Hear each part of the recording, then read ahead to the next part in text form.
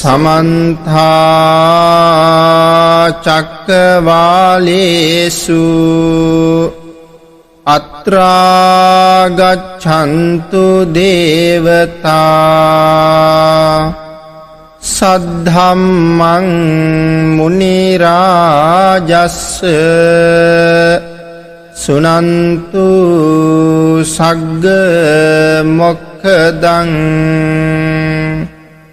धम्म सवन कालो अयं भदन्ता धम्म सवन कालो अयं भदन्ता धम्म सवन कालो अयं बदन्ता नमो तस्य भगवतो अरहतो सम्मा सम्बुद्धस्य नमो तस्य भगवतो अरहतो सम्मा सम्बुद्धस्य नमो तस्य भगवतो अरहतो सम्मा सम्बुद्धस्य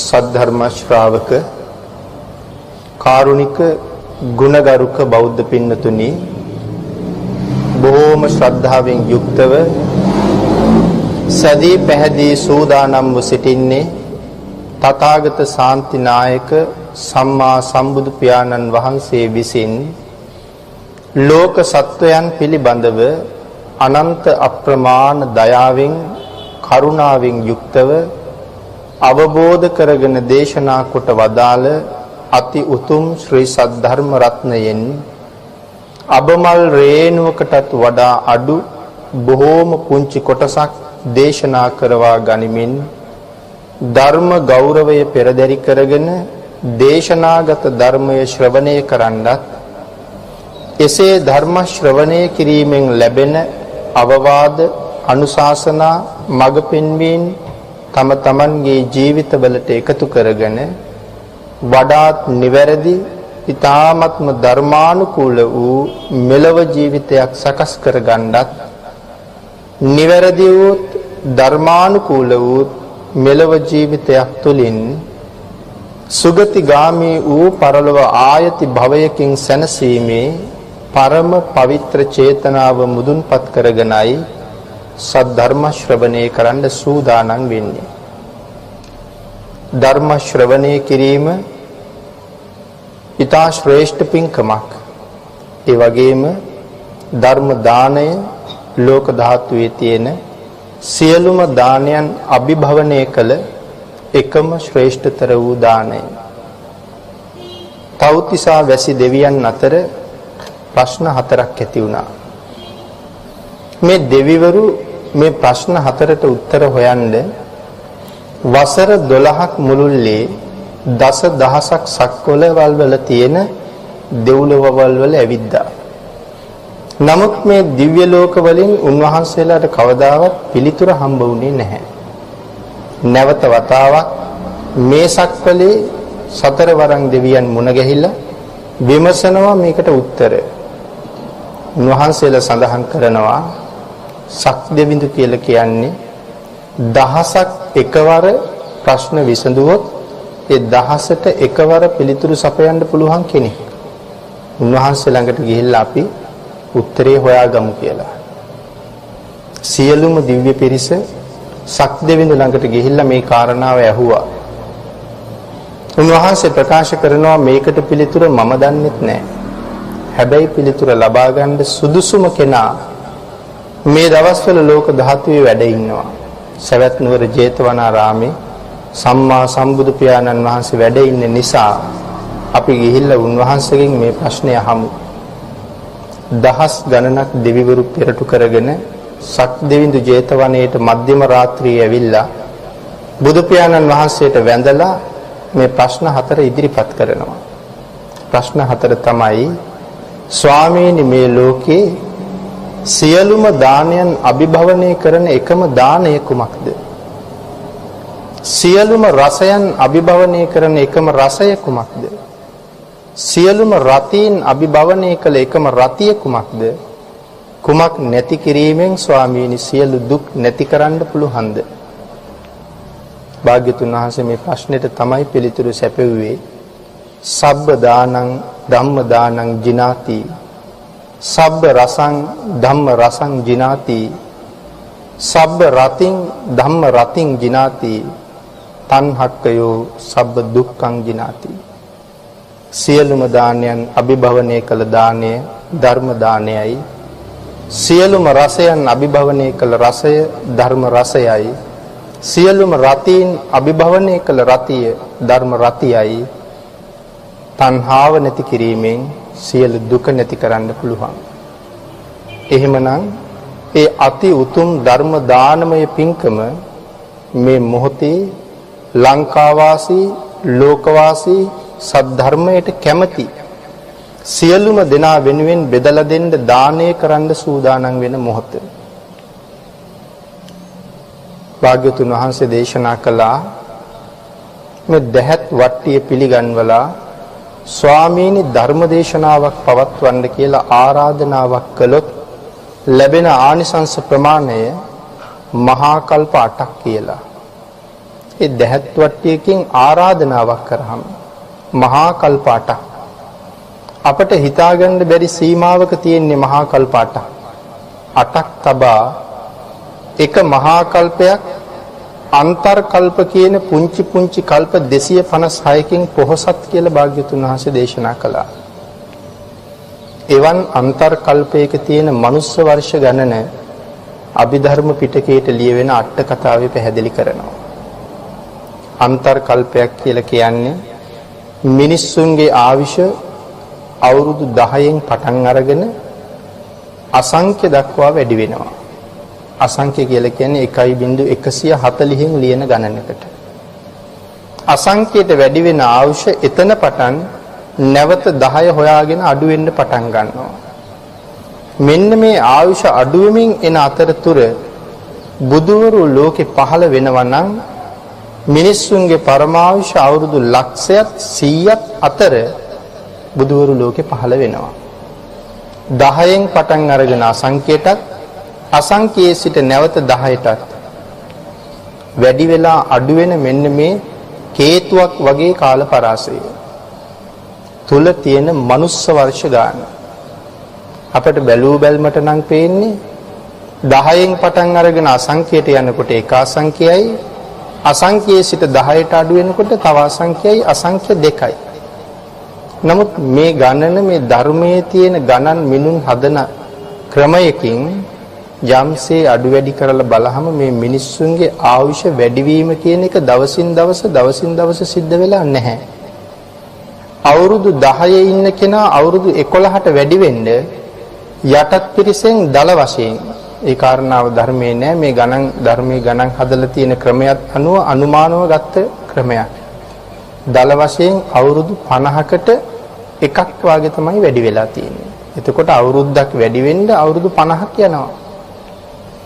එහෙම ගණන් හදලා තමයි මේ ගණන දක්වලා තියෙන්නේ. මෙන්න මේ 10න් පටන් අරගෙන අසංඛ්‍යයට ගිහින් නැවත 10 දක්වා අඩු වෙන කොටස ඇතුලේ තියෙන මනුස්ස වර්ෂ ගාන 1.140 ඒවා 86,40,000ක් කියලා සඳහන් කරනවා. අසංඛ්‍ය 86,40,000කින් එක අන්තර් කල්පයක් මනුස්ස වර්ෂ වලින් පොහොසත්. එවන් අන්තර් කල්ප 256කින් මහා කල්පයේ පොහොසත්. ස්වාමීනි ධර්ම දේශනාවක් පවත්වන්න කියලා ආරාධනාවක් කරාම එවන් මහා කල්ප 8කට ආනිසංස ලැබෙන බව දේශනා කරනවා. එහෙනම් ඒ නිසාමයි දේශනා කළේ සියලුම දානයන් අභිභවනය කරනවා කියලා. ධර්ම ශ්‍රවණයත් මහා ආනිසංස සහිතයි. ධර්ම ශ්‍රවණය කිරීමෙන් මහා කල්ප 9කට ආනිසංස ලැබෙනවා. හැබැයි ඒ ලැබෙන්නේ මනාව ධර්ම ශ්‍රවණය කළ යුතු ක්‍රමයක් බුදු පියාණන් වහන්සේ දේශනා කළා. ඒක දේශනා කරන්නේ අනීවරණ කියන සූත්‍රයේ. මහත් වූ බලාපොරොත්තුවක් පෙරදරි කරගෙන ධර්ම ශ්‍රවණය කරන්න. ඒ බලාපොරොත්තුව තමයි මේ ධර්ම දේශනාව ශ්‍රවණය කරන අතරතුරදීම මාගේ පංච නීවරණ ධර්මයන් යටපත් වේවා. එහෙම බලාපොරොත්තුවක් තියාගන්න ඕනේ. සප්ත බෝධ්‍යාංග ආදී ධර්මයන් වැඩි දියුණු වේවා. මේ දේශනාව අතරතුරදීම මට උතුම් මාර්ගඵලයක් අවබෝධ වේවා කියන චේතනාව ඇතුව ධර්ම ශ්‍රවණය කරන්න කියලා දේශනා කළා. එසේ ධර්ම ශ්‍රවණය කරනකොට නීවරණ ප්‍රහීන කරන්නත් බෝධ්‍යාංග ධර්ම වැඩෙන්නත් ධර්ම ශ්‍රවණය කරනවා නම් තමන්ගේ හිත ධර්මයෙන් පිටට ගමන් කරන්නේ නැති නිසා හිත සමාධිගත වෙන්න තියෙන වේගය ඉක්මන. ත්‍රි හේතුක ප්‍රතිසන්දියකුත් ලැබලා තිබුණා නම් ඒ දේශනාවක් තුළින් මාර්ගඵල ලබන්න තියෙන ඉඩකඩ බොහොම වැඩි. ඒ නිසා තමයි අතීතයේ දහස් ගණන් ලක්ෂ ගණන් එක දේශනාවක් අවසානයේ මගඵල ලැබුවා. මේ ශාසනයේ වැඩියෙන්ම මාර්ගඵල ලැබලා තියෙන්නේ බණ අහලා. ඒ මෙන්න මේ විදිහට හිත එකඟ කරලා ධර්ම ශ්‍රවණය කරපු නිසා. එhmenan ධර්ම ශ්‍රවණානිසංසයත් ධර්ම දානානිසංසයත් ධර්මයට ආරාධනා කිරීමේ කුසලයක් තියෙන මේ මහා පුණ්‍ය ශක්තියින් සියල්ලම පෙරටු කරගත්ත මහා පුණ්‍යවන්ත පිරිසක් තමයි මේ බොහොම ශ්‍රද්ධාවෙන් සද්ධර්ම ශ්‍රවණය කරන්න සූදානම් වෙන්නේ. ඒ නිසා සියලු දෙනා කෙරෙහි අප්‍රමාණ අනුකම්පාවෙන් භාග්‍යවතුන් වහන්සේ දේශනා කොට වදාළ අතිශය ආශ්චර්යමත් සූත්‍ර දේශනා මේ ත්‍රිපිටකයේ පුරාම සඳහන් වෙලා තියෙනවා. ඒ ආශ්චර්යමත් දේශනාවන් අතර එක සූත්‍රයක් අද ධර්ම මාතෘකාව හැටියට තෝරගත්තා. ඉතා දීර්ඝ සූත්‍ර දේශනාවක්. ඒ නිසා එක දවසකින් දෙකකින් මේ දේශනාව ඉවර කරන්න බැරි වෙයි. දේශනාව ඉවර කරන්න පුළුවන්. නමුත් දේශනාවේ ආශ්චර්ය දකින්න පුළුවන් වෙන්නේ මේ දේශනාවට මූලික වෙච්ච නිධානයත් අටුවාවේ භාග්‍යවතුන් වහන්සේ ඒ පිළිබඳව කරලා තියෙන දීර්ඝ විස්තරයත් භාග්‍යවතුන් වහන්සේගේ ධර්ම දේශනාවක් බොහෝ දහම් කරුණු රැසකින් පොහසත්. ඒක මේ දේශනාව මුල ඉඳලා ශ්‍රවණය කරොත් අපිට දැනෙනවා ඒක දේශනාවක් කොච්චර දහම් කරුණු වලින් පොහසත්ද කියලා. ඒ කරුණු ටික ටික එකතු කරගත්තොත් තමයි මේ දේශනාවේ ආශ්චර්යමත් බව දකින්න පුළුවන්කම තියෙන්නේ. ඒ නිසා මේ කාරණා සියල්ලම එකතු කරගෙන ඔබ ලබාගත් මේ දුර්ලභ අවස්ථාව ලෝක සත්වයාටම සද්ධර්මයේ පිළිබඳව රසය දකින්න තියෙන අවස්ථාවක්. ඒ නිසා අපි මේ සියල්ල සාකච්ඡා කරමින් දේශනාව නිමා කරන්න උත්සාහ කරමු.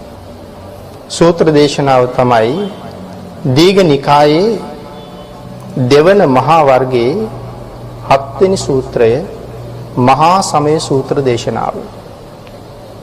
පිරිත්ෙන් අපි මේ සූත්‍රය හොඳට අහලා තියෙනවා. දෙවිවරු බොහෝම ප්‍රිය කරන සූත්‍ර දේශනාවක් හැටියටයි අපි මේ දේශනාව අහලා තියෙන්නේ. ඒ නිසා භාග්‍යවතුන් වහන්සේත් දේශනා කරලා තියෙනවා මේ සූත්‍ර දේශනාව ඕනෑම වෙලාවක සත්‍යයනා කරන්න කියලා දේශනා කරලා තියෙනවා. සමහර සූත්‍ර තියෙනවා හිතුමතේ දේශනා කරන්න එපා කියලා සඳහන් කරපු සූත්‍ර දේශනත් තියෙනවා. ඒ අතර මහා සමය ඕනෑම වෙලාවක දේශනා කරන්න භාග්‍යවතුන් වහන්සේගෙන් අවසර ලැබිලා තියෙනවා. මහා සමය සූත්‍ර දේශනාව කපිලවස්තුවේ මහා වනයේදී තමයි මේ දේශනාව ආරම්භ වෙන්නේ. සාමාන්‍යයෙන් සෑම බුදුරජාණන් වහන්සේ නමකගේම ශාසනය තුල මේ මහා සන්නිපාත සිද්ධ වෙනවා.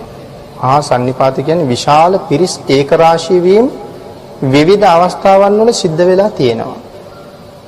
ඉතින් අපේ බුදුරජාණන් වහන්සේගේ ශාසනය තුලත් මේ මහා සන්නිපාත කීපයක්. මේ මහා සන්නිපාත කියන වචනයෙන් හඳුන්වන්නේ අපි දකින මහා කියන ප්‍රමාණය නෙමෙයි. අපට හිතාගන්න බැරි ප්‍රමාණයක්. මහා කියලා සඳහන් කරන්නේ ඒකයි.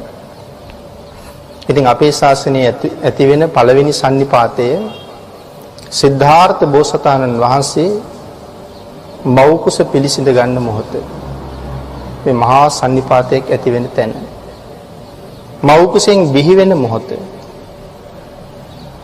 ප්‍රථම ධර්ම දේශනාව පවත්වන මොහොත පරිනිර්වාණය සිද්ධ වෙන මොහොත මේ මහා සන්නිපාතය ඇති වෙන අවස්ථාව මේ සියල්ලටම වඩා මේ මහා සමයට එකතු වෙන පිරිස ඊටාම වැඩි කියලා දේශනා කරනවා.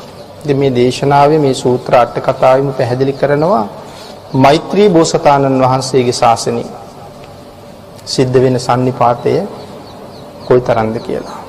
උන්වහන්සේගේ ශාසනයේ ප්‍රථම සන්නිපාතයේම කෝටි ලක්ෂයක් එකතු වෙනවා. මේ කෝටි ලක්ෂය එකතු වෙලා කෝටි ලක්ෂය එදා පැවිදි වෙලා මේ කෝටි ලක්ෂයම එදාම රහත් වෙනවා. මේ තමයි පළවෙනි සන්නිපාතය. දෙවෙනි සන්නිපාතය කෝටි 90000යි. තුන්වෙනි සන්නිපාතය කෝටි 80000යි. ඉතින් අපේ බුදුරජාණන් වහන්සේගේ නිත්‍ය පරිවාර හැටියට භික්ෂුන් වහන්සේලා 1250ක් පිළිබඳව සඳහන් කරනවා. ඉතින් අර වාගේ මහා සන්නිපාත උන්වහන්සේගේ ශාසනය තුල තිබුණා. මේ සියලුම සන්නිපාත අතර සෑම බුදු කෙනෙකුගේම ශාසනයේ ඇති වෙන විශාලතම සන්නිපාතයයි මේ මහා සමය දේශනා කරන වෙලාවේ ඇති වෙන සන්නිපාතය. ඒ කියන්නේ හැම බුදු කෙනෙක්ම මහා සමය දේශනා කරනවා. ධර්මයේ සමානයිනේ. නෑ අපේ බුදු පියාණන් වහන්සේ ධර්මයේ දේශනා කරන වෙලාවට රැස් වෙන සන්නිපාතයක් අනාගතයේ මෛත්‍රී බුදු පියාණන් වහන්සේ මහා සමය දේශනා කරනකොට රැස් වෙන පිරිසත් අතීතයේ කාශ්‍යප බුදු පියාණන් වහන්සේ ඇතුළු අතීත බුදු පියාණන් වහන්සේලා මහා සමය දේශනා කරනකොට රැස් වෙන පිරිසත් සමානයි කියලා සඳහන් කරනවා. මහා සමය සමානයි. ඉතින් බුදු පියාණන් වහන්සේ වැඩ හිටපු කාලේ නම් අද ලෝකේ ජීවත් වෙනවට වඩා විශාල ජනගහනයක් හිටියා. ඒ කාරණාව ධර්මයේ තුලින්ම ඔප්පු වෙනවා. වර්තමානයේ නම් ලෝකේ සඳහන් කරන්නේ මිලියන 700ක් විතර ලෝක ජනගහනය වර්තමානයේ. අතීතයේ එක නගරයක කෝටි 18ක් ඉඳලා තියෙන නගර තියෙනවා. සවැත් නුවර කෝටි 18ක් ඉඳලා තියෙනවා. රජගහ නුවර කෝටි 18ක් ඉඳලා තියෙනවා. විශාල ජනගහනයක් අතීතයේ ජීවත් වෙලා තියෙනවා. ඉතින් මේ ජනගහනය අඩුුනේ ඇයි? එදා එච්චර ජීවත් වෙන ජනගහනය අඩ වෙනකොට අඩුුනේ ඇයි කියන කාරණාවත් භාග්‍යතුන් වහන්සේම පැහැදිලි කරලා තියෙනවා. විශේෂයෙන් මේ කාරණාව දේශනා කරන අංගුත්තර නිකායේ පළෝප කියන සූත්‍ර දේශනාවේ මේ ජනගහනය අඩු වෙන්න හේතු වෙන කාරණාව මොකක්ද කියලා. එකක් තමයි යුද්ධ කරලා ජනගහනය අඩු වෙලා තියෙනවා. මෙතන යුද්ධ කියලා සඳහන් කරන්නේ මේ අපි දකින යුද්ධ නෙමෙයි. අතීතයේ ඇතැම් රජවරු විශේෂයෙන් ධර්මාශෝක රජුරුවන්ගේ සීයා චන්ද්‍රගුප්ත මහරජුරුව වාගේ අය කරපු යුද්ධ හඳුන්වන්නේ ශීර්ෂ කලන්දයක් මැරුණා කියලා. ශීර්ෂ කලන්දයක්. මේ වචනේත් අපට අලුත්. නමුත් අටුවාවේ පැහැදිලි කරනවා. ශීර්ෂ කලන්දයක් මැරෙන්න ඇත්තු 10000ක් යුද පිටියේ මැරෙන්න ඕනේ. අශ්වයෝ ලක්ෂයක් යුද පිටියේ මැරෙන්න ඕනේ. යුද්ධයට අරගෙන යන රථ 50100ක් යුද පිටියේ විනාශ වෙන්න ඕනේ. මිනිස්සු කෝටි 100ක් මැරෙන්න ඕනේ. මේ පිරිස යුද පිටියේ මැරුණාම කිසි කෙනෙකුට හිතා ගන්න බෑනේ මෙච්චර පිරිසක් මැරුණා කියලා. සඳහන් කරනවා මේ ප්‍රමාණය යුද පිටියේ මැරුණාම හිස නැති මල කඳක් නැගිටලා යුද්ධ භූමියේ නටනවා කියලා. මේ මල කඳ නටනවා දකින්නකොට තමයි තීරණය කරන්නේ මෙච්චර ප්‍රමාණයක් මැරුණයි කියලා. ශීර්ෂ කලන්දයක් මැරුණා කියලා දැනගන්නේ එතකොට. චන්ද්‍රගුප්ත රජුරුව එක විතරක් යුද්ධ කරලා මල කඳන් 80ක් නැටුවා කියනවා. එක රජෙක් එච්චර මිනිස්සු මැරුවා නම් තව ඒ වාගේ මහ රජවරු කොච්චර මේ වාගේ යුද්ධ වලට එළඹෙන්න ඇද්ද? එච්චර මිනිස්සු මැරුණාම එහෙමනම් අද මිනිස්සු ඉන්න බැරි බව සත්‍යයි. ඊළඟ කාරණාව සඳහන් කරනවා දුර්භික්ෂ නිසා. දුර්භික්ෂ ඇති වෙලා මිනිස්සු මැරිලා තියෙනවා. සමහර දුර්භික්ෂ හඳුන්වලා තියෙනවා සේසට්ටික කියලා. දුර්භික්ෂ හඳුන්වපු නම. මෙතන සේසට්ටික කියලා කියන්නේ සුදු ඇට බවට පත් වෙනවා කියන එක. මිනිස්සු වේලිලා මැරිලා යනවා. ඒ වගේම ගස් කොළන්, ගොයන් වාගේ දේවල් ගස් වේලිලා සුදු වෙනවා. ජලය නැතුව ගස් සුදු වෙලා මැරිලා යනවා. ඉතින් මිනිස්සුන්ට ආහාර නැතුව මිනිස්සුත් මැරිලා යනවා. එවන් දුර්භික්ෂ අතීතේ තිබිලා තියෙනවා සේසට්ටික කියන නමින් හඳුන්වලා තියෙනවා. ඊළඟ කාරණාව භාග්‍යවතුන් වහන්සේ පැහැදිලි කරනවා අධර්ම රාගය. මිනිස්සු ඇති නැති වෙන්න, මිනිස්සු හිග වෙන්න හේතුව අධර්ම රාගය. මෙතන අධර්ම රාගය, කාම මිත්‍යාචාරය මේ සඳහන් කරන දේවල් එකින් එකට වෙනස්. අධර්ම රාගය කියලා කියන්නේ ශිෂ්‍යයා ගුරුවරයාත් එක්ක කායික සම්බන්ධතාව පවත්වනවා. ගුරුවරිය ශිෂ්‍යයාත් එක්ක කායික සම්බන්ධතාව පවත්වනවා. එතකොට අපි පුංචි අම්මා කියලා හඳුන්වන්නේ. එතකොට පුතා පුංචි අම්මත් එක්ක කායික සම්බන්ධතාව පවත්වනවා. පුතා තාත්තගේ සහෝදරියත් එක්ක කායික සම්බන්ධතාව පවත්වනවා. පුතා සිය මවත් සමග කායික සම්බන්ධතාව පවත්වනවා. මෙන්න මේක හඳුන්වලා තියෙනවා මේ පළෝප සූත්‍රයේ, මේකේ අට කතාවේ බොහොම ගැඹුරට භාග්‍යතුන් වහන්සේ හඳුන්වනවා. මේකට තමයි කියන්නේ අධර්ම රාගය කියලා. ඊට අමතරව භාග්‍යතුන් වහන්සේ පැහැදිලි කරනවා තවත් එක කාරණාවක් පිළිබඳව මිත්‍යා ධර්මය. දැන් අපි සඳහන් කරන්නේ කාම මිත්‍යාචාරය. නමුත් මෙතන සඳහන් කරන්නේ මිත්‍යා ධර්මය. මිත්‍යා ධර්මය කියලා සඳහන් කරන්නේ අද නම් මිත්‍යා ධර්ම ලෝකේ නීතිගත වෙමින් පවතිනවා. ඉතින් ලංකාවෙත් එහෙම වෙන්න සූදානම් කියලා කියනවා, කොහොම වෙයිද දන්නේ නැහැ. මේ මිත්‍යා ධර්ම කියලා සඳහන් කරන්නේ සමලිංගික විවාහ. ලෝකේ නීතිගත වෙලා තියෙනවා සමහර රටවල් වල. සමලිංගික විවාහ. ඒක තමයි මිත්‍යා ධර්මය.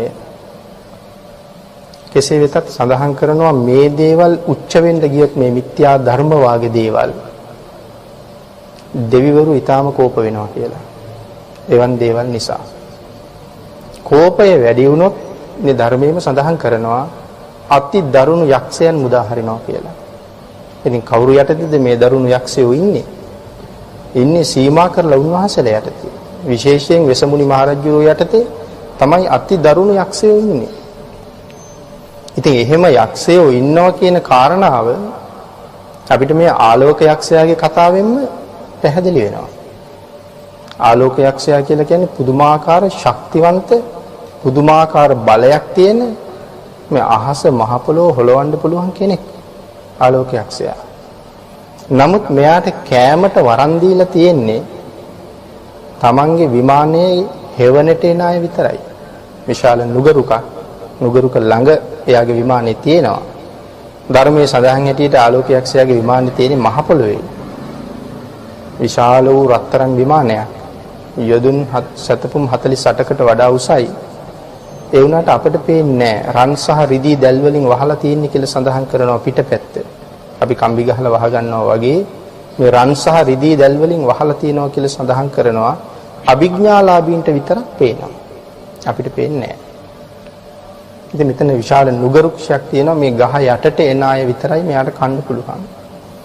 එහෙම සීමා කලේ නැත්තම් සීමාවක් නැති නිසා. සීමා පැනෙන්නේ නැත්තම් දවස් 2-3 ලංකාව කාලය ඉවර කරනවා. ඒ තරම් ප්‍රබල යක්ෂයෝ ගැනයි මේ සඳහන් කරන්නේ. බුදු පියාණන් වහන්සේ ආලෝක යක්ෂයාගේ විමානයට ආවා කියලා ආරංචි වෙනකොට යක්ෂ සේනාධිපතින් දෙන්නා මෙයාව ටිකක් අවුස්සනවා. ගද්‍රබනි මුලින්ම ගිහිල්ලා කියන්නේ දොරටුපාලනේ භාග්‍යතුන් වහන්සේ වැඩිය කියලා.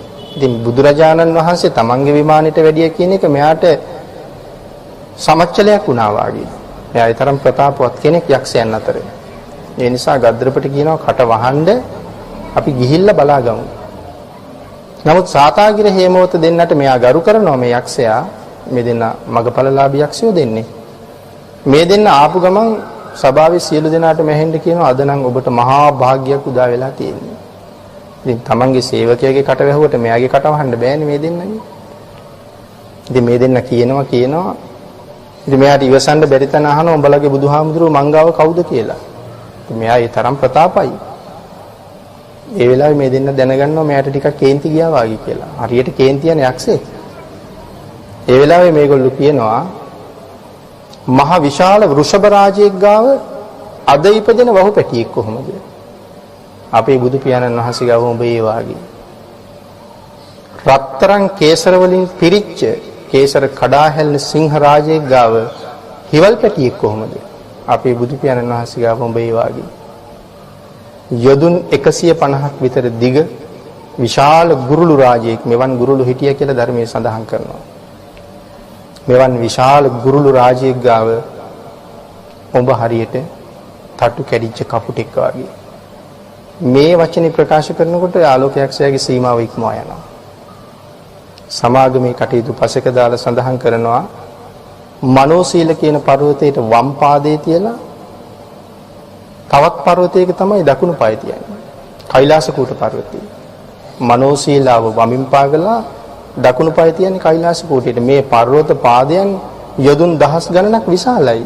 ඉතින් එවන් පාදයන් දෙකක් තියෙන පර්වත දෙකක දෙපය තියන්නේ ආලෝකයක්ෂයා කොහොමද කියලා හිතන්න ඕනේ. සඳහන් කරනවා යා පාය තියෙන කොටත් මනෝසීලාව පතුරු ගැලවි වැටෙනවා කියලා. පුපුරනවා මහ පර්වතේ. ඒකෙන් සඳහන් කරන්නේ මෙයාගේ ප්‍රතාපවත් භාවය. ඉතින් මේ පර්වතයේ උඩ හිටගෙන මෙයා කෑ ගහලා කියනවා අහං ආලෝකෝ කියලා. මම තමයි ආලෝක. මේ ලෝකේ මට එහා කෙනෙක් නෑ වගේ මෙයා කෑ ගහන්නේ. හැබැයි මේ කාරණාවෙන් තව ධර්ම කාරණාවක් පැහැදිලි කරනවා. ඒක මේ නිධානයේට සම්බන්ධ නැති වුණත් සඳහන් කරපු නිසා සඳහන් කරමු මේ දඹදිවටම ඇහිච්ච හඬවල් 4ක් ලෝකෙ තිබිලා තියෙනවා. මුළු දඹදිවටම ඇහෙන හඬවල් 4යි. පළවෙනි එක තමයි කාශ්‍යප බුදු පියාණන් වහන්සේගේ ශාසනයේ අවසාන කාලේ. ශාසනය විනාශ වෙනවා වැඩි. සක් දෙවිඳුට මේක ඉවසන්න බෑ. ඒ නිසා විශ්වකර්ම දිව්‍ය පුත්‍රයා සුනකෙක් බවට පත් කරනවා.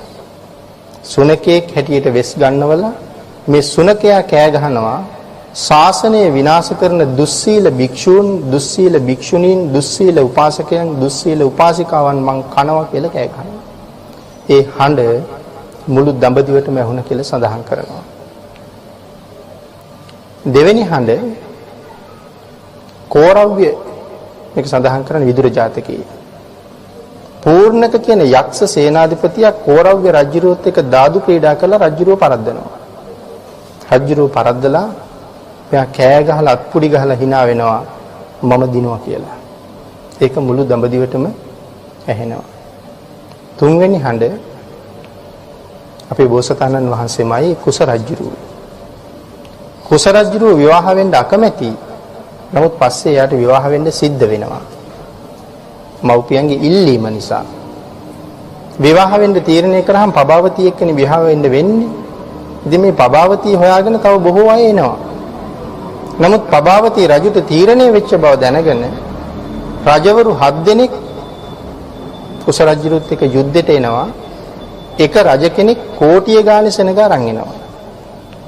එතකොට කුස රජුරුත් එක්ක යුද්ධ කරන්න කෝටි 7ක් මේ වෙනකොට ඇවිල්ලා ඉන්නවා යුද බිමට. ඉතින් අච්චර යුද්ධ කෙරුණා නම් කෝටි 7කට රැස් වෙන්න පුළුවන් යුද බිම සාමාන්‍ය දේවල්. යුද පිටියට ඇවිල්ලා කුස රජුරවන්ට පණිවිඩය වෙනවා මහලොකු කුස අපි යුද්ධයට ආව එන්න කියලා. ඉතින් එකපාරම කුස රජුරු කොහොමද මේ කෝටි 7ක් එක්ක යුද්ධ කරන්න සේනාවක් සංවිධානය කරන්නේ? හැබැයි ඉතින් එහෙම හිතෙන්නේ අපට. කුස රජුරු මේ කෝටි 7 එක්ක යුද්ධ කරන්න ඉන්නේ තනියම. තමන්ගේ ඇතාගේ පිටියේ යුද්ධ භූමියට ඇවිල්ලා ඇතාගේ පිට උඩ ඉඳලා කියනවා අහං සීහස්සර කුස රාජා. මට තමයි සිංහ සේනාධිපති කුස කියලා කියන්නේ. අර ආපු කෝටි 7ක් සෙනග යුද්ධයක් නෑ හිස් ලූලු වත දීව කියලා සඳහන් කරනවා. ඉතින් මේ හඬ දඹදිවට මෙහිච්ච තව හඬක්. අනික තමයි ආලෝක යක්ෂයා මේ කෛලාස කූටේ උඩ ඉඳලා අහං ආලෝකෝ කියලා කෑ ගහනවා. ඒ හඬ දඹදිවටම ඇහෙනවා. ඉතින් මෙන්න මෙහෙම යක්ෂයෝ තමයි මුදා හරිනවා කියලා සඳහන් කරන්නේ. ඉතින් අනාගත ලෝකය සමහර වෙලාවට අති භයානක තැනක තියෙන්න පුළුවන්. නමුත් අපි කීප දෙනෙකුට එකතු වෙලා ඒවා නවත්තන්න පුළුවන් සීමාවක නැහැ. භාග්‍යවතුන් වහන්සේ එවන් වෙලාවට කරලා තියෙන්නේ මිනිස්සු සිල්වත් කරන එක.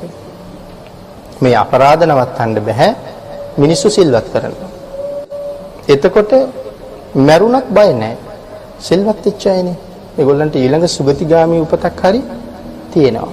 එවන් කාරණාවක් මේ සූත්‍ර දේශනාවේ ඉදිරියට පැහැදිලි වෙනවා සිල්වත් කරපු කාරණාවක් ගැන.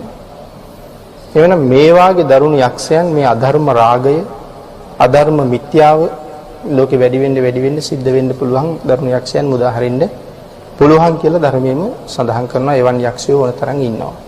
නමුත් භාග්‍යතුන් වහන්සේ සීමා කරලා සීමා සහිතව වෙසමුණි රජුරවන්ට පවරලා ඉන්නේ ඒගොල්ලෝ. ලෝකේ පාලනය කරන්න බැරි කොට නිදහස් කරනවා කියලා මේ අට කතාවල පැහැදිලි කරනවා. ඊට අමතරව සඳහන් කරනවා භාග්‍යවතුන් වහන්සේ මේ දේශනාව ආරම්භ කරන්නේ කපිලවස්තුයි. ඊළඟට මේ සූත්‍ර දේශනාවත් එක්ක සඳහන් කරන්න ඕනේ මේ කපිලවස්තු කියන ප්‍රදේශයේ ඇති වෙන්නේ කොහොමද කියලා.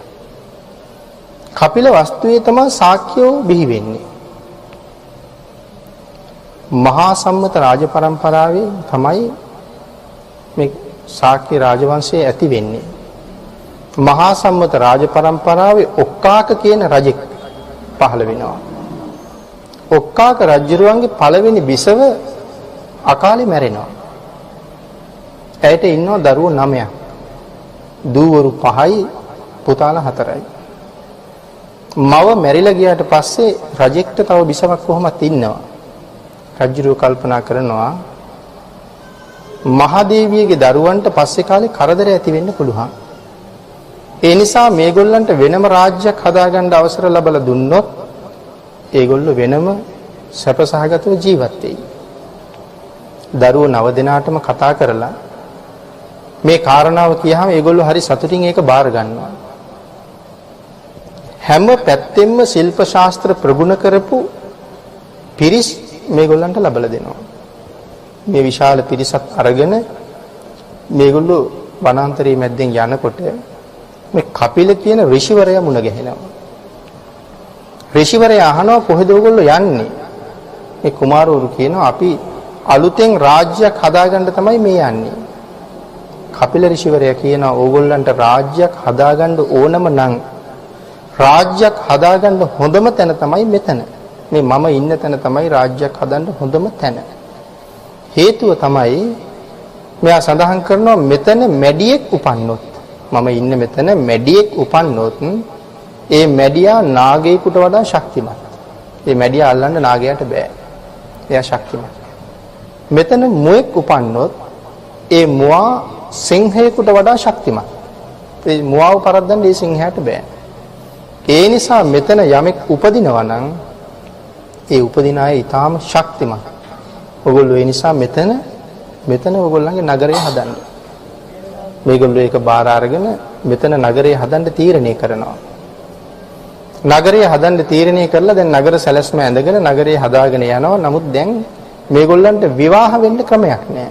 මොකද මහා සම්මත රාජ පරම්පරාව කියලා කියන්නේ අවුරුදු දහස් ගණනක ඉඳලා අතිශය පාරිශුද්ධයි මේ රාජ පරම්පරාව. ඒ නිසා වෙනදා තමන් විවාහ වෙන කුල ප්‍රවේණි හොයාගෙන ආපහු යන්න බෑ. නමුත් ඒගොල්ලන්ට විවාහයක් වුණ නැත්නම් මේ නගරේ වැඩෙන ක්‍රමයක් නැහැ. නමුත් පරම්පරාවට හරි ආදරෙයි. ඒ නිසා මේගොල්ලෝ තීරණය කරනවා අපි සහෝදරයෝයි සහෝදරියෝයි විවාහ වෙමු කියලා. එතකොට කුල පරම්පරාව අපිරිසිදු වෙන්නේ නැහැ. එහෙම තීරණය කරාට ගෑනු දරුවෝ 5 දෙනෙක් ඉන්නවා. මේගොල්ලෝ තීරණය කරනවා වැඩිමල්ම සහෝදරිය අම්මා තනතුරේ තියමු. අනික 4 දෙනයි පිරිමි 4 දෙනයි විවාහ වෙන්නේ. ඒගොල්ලෝ තමයි විවාහ වෙලා ඒගොල්ලන්ගෙන් උපදින දරුවෝ තමයි මේ නගරේ ඊළඟට පෝෂණය කරන්නේ. ඔක්කාක රජුරවන්ට ආරංචි වෙනවා පුතාලා ටික නගරයක් හැදුවා. රාජ පරම්පරාව අපිරිසිදු කෙරුවේ නැහැ. ඒගොල්ලෝ මේ විදිහට විවාහ වුණා. රජුරවන්ට හරි සතුටක් දැනුණා පරම්පරාව අපිරිසිදු කෙරුවේ නැහැ. සක්කා වතබෝ කුමාරෝ සක්‍යා වතබෝ කුමාරෝ කියලා වචනයක් පිට වෙනවා. අපි බෝසතාණන් වහන්සේගේ ශ්‍රී මුඛ ධාතුවිනුත් පිට වුණානේ. රාහුලෝ ජාතෝ බන්ධනං ජාතා. ඒ වගේ මේගොල්ලෝ પરම්පරාව අපිරිසිදු කරුවේ නැහැ කියලා දැනෙනකොටම සක්‍යාවත භූ කුමාරෝ මේ කුමාරවරු ඊටාම දක්ෂයි. සක්‍යා කියලා කියන්නේ ඒකයි. ඊටාම දක්ෂයි මේ කුමාරවරු. එහෙමනම් ශාක්‍ය කියලා කියන්නේ දක්ෂයන්ට. ඒ දක්ෂ බවත් ඉදිරියේදී අනාවරණය වෙනවා කොයිතරම් දක්ෂද කියලා. ඒ සක්‍යා වතභෝ කුමාරෝ කියපු නිසා මේගොල්ලන්ට ශාක්‍ය කියන නම එකතු වෙනවා. දැන් අර වැඩිමහල් අම්මා තනතුරේ තියාපු සහෝදරියට කාලයක් යනකොට හැමේ හැදෙනවා කුෂ්ඨ රෝගයක්. ඉතින් මේ කුෂ්ඨ රෝගේ හැදුනොත් ඒක අන් අයට බෝ වෙන නිසා ඒ අය කරලා තියෙන්නේ ඇය ගෙනහිල්ලා නැත්නම් රෝගය හැදුන කෙනා වනාන්තරයේ ඈත තැනක ගෙනහිල්ලා සියලු ආරක්ෂා විධිවිධාන ඇතුව, නමුත් ඒ ආරක්ෂා හදන්නේ මිනිස්සු නැතුව සහිතව තැනක නතර කරනවා. ඒ නිසා වැඩිමහල් සහෝදරිය කැලෑවේ ඈතට ගෙනහිල්ලා ආහාර පාන වලින් සන්තරපණය කරලා නවත්තනවා. ඉතින් මේ කැලෑවේ ඉන්නවා තනියම හැසිරෙන රජෙක්. මේ රජුරුව මේ ප්‍රදේශය ඇවිදිනකොට රජුරුවන්ට තේරෙනවා මෙතන මිනිස්සෙක් ඉන්නවා. තව ටිකක් හොයලා බලනකොට රජුරුවන්ට දැනෙනවා මෙතන කාන්තාවක් ඉන්නවා කියලා. ඒ වෙලාවේ රජුරුව කතා කරනවා. ඊට පස්සේ ඇයත් කතා කරනවා. ඇය එක්ක කතා කරනකොට ඇය කියනවා මට එළියට එන්න බෑ. මම මේ වගේ කුෂ්ඨ රෝගයකින් පෙළෙනවා. ඒ නිසා මම එළියට එන්නේ නැහැ. රජුරුව කියනවා ඔය කුෂ්ඨ රෝගේ මටත් තිබුණා. ඔය කුෂ්ඨ රෝගේ හැදුන නිසා තමයි මමත් කැලේට වෙලා ඉන්නේ. හැබැයි එක්තරා කෝලිය වෘක්ෂයක් ආශ්‍රය කරගෙන තමයි මම ජීවත් වුනේ. ඒ කෝලිය වෘක්ෂයේ කොළ මුල් පොතු කාලා බීලා තමයි මට සනීප වුනේ. ඒ නිසා ඔබව සනීප කරන්න අවශ්‍ය නම් මට පුළුවන්. ඇය කියනවා ඔබ එහෙම කිව්වට මට පිළිගන්න බෑ. මම ශාක්‍ය කුමාරිකාවක්. මගේ වංශය අපවිත්‍ර කරන්නේ නෑ මම. මට ඔබ රජෙක් කියන එක විශ්වාස නැහැ කියලා මේ කුමාරිකාව රහස් වචන කීපයක් පිට කරනවා. දැන් හමුදාවකක් තියෙනවා රහස් වචන. රජවරු අතරක් තියෙනවා රහස් වචන. ඇය මේ රහස් වචන කීපේ ප්‍රකාශ කරනකොට රජුරු ඒකට උත්තර දෙනවා. ඒ වෙලාවේ තීරණය කරනවා එහෙනම් රජෙක්. ඒ වෙලාවේ ඇය අඬ ගහගෙන කෝලිය වෘක්ෂය ගාවට ගිහිල්ලා ඒ බේත් හේත් හදලා දීලා ඇය සනීප කරනවා. සනීප කරලා ඒ දෙන්න විවාහ වෙනවා. මේ රජුරුව කලින් විවාහ වෙලා එයාට දරුවෝ එහෙම ඉන්නවා. දරුවන්ට කලක් යනකොට ආරංචි වෙනවා අපේ රජුරුව අපේ තාත්තට සනීපයිලු. මහා පෙරහැරක් හදාගෙන එනවා රජුරුව එක්ක යන්නේ. රජුරුව කියනවා මං එන්නේ නැහැ. මම සැප විඳිනවා දකින්න ඕන නම් මේ කෝලිය ගහ ආශ්‍රය කරගෙන මට නගරයක් හදලා දෙන්න. ඊට පස්සේ මෙතන නගරයක් හදලා දෙනවා පුතාලා ටික. ඒ නගරයේ ශාක්‍ය කුමාරිකාවත් එක්ක මේ දෙන්න ජීවත් වෙනවා. ඒ දෙන්නගෙන් ඇති වෙන પરම්පරාව තමයි කෝලිය પરම්පරාව. මෙහෙම තමයි ශාක්‍ය වංශයයි කෝලිය වංශයයි දෙක උපදින්නේ. ඉතින් අපේ භාග්‍යතුන් වහන්සේ කාලේ යනකොට මේ પરම්පරා දෙක බොහොම වැඩිලා බොහොම ජනගහනයක් මේගොල්ලෝ අතර ඉන්නවා. මේගොල්ලෝ ජීවත් වෙන්නේ මේ රෝහිණී ගඟ ආශ්‍රය කරගෙන ගඟේ දෙපැත්තේ. ඉතින් කාලාන්තරයක් යනකොට මේගොල්ලෝ ඔක්කොම ගොවියෝ ගොවිතැන් කරලා ජීවත් වෙන්නේ ගඟේ වතුර අඩුයි. ඉතින් මේ ගඟ දෙපැත්තේ ඉන්න පිරිස නෑදෑයෝ බව දන්නවා. හැබැයි කවුරුවත් මේ අඩු වෙලා තියෙන වතුර බෙදාගෙන ගොවිතැන් කරන්න කැමති නෑ. දෙගොල්ලගේම කැමැත්ත වතුර අපට විතරයි. ඕගොල්ලන්ට ඕනේ නෑ.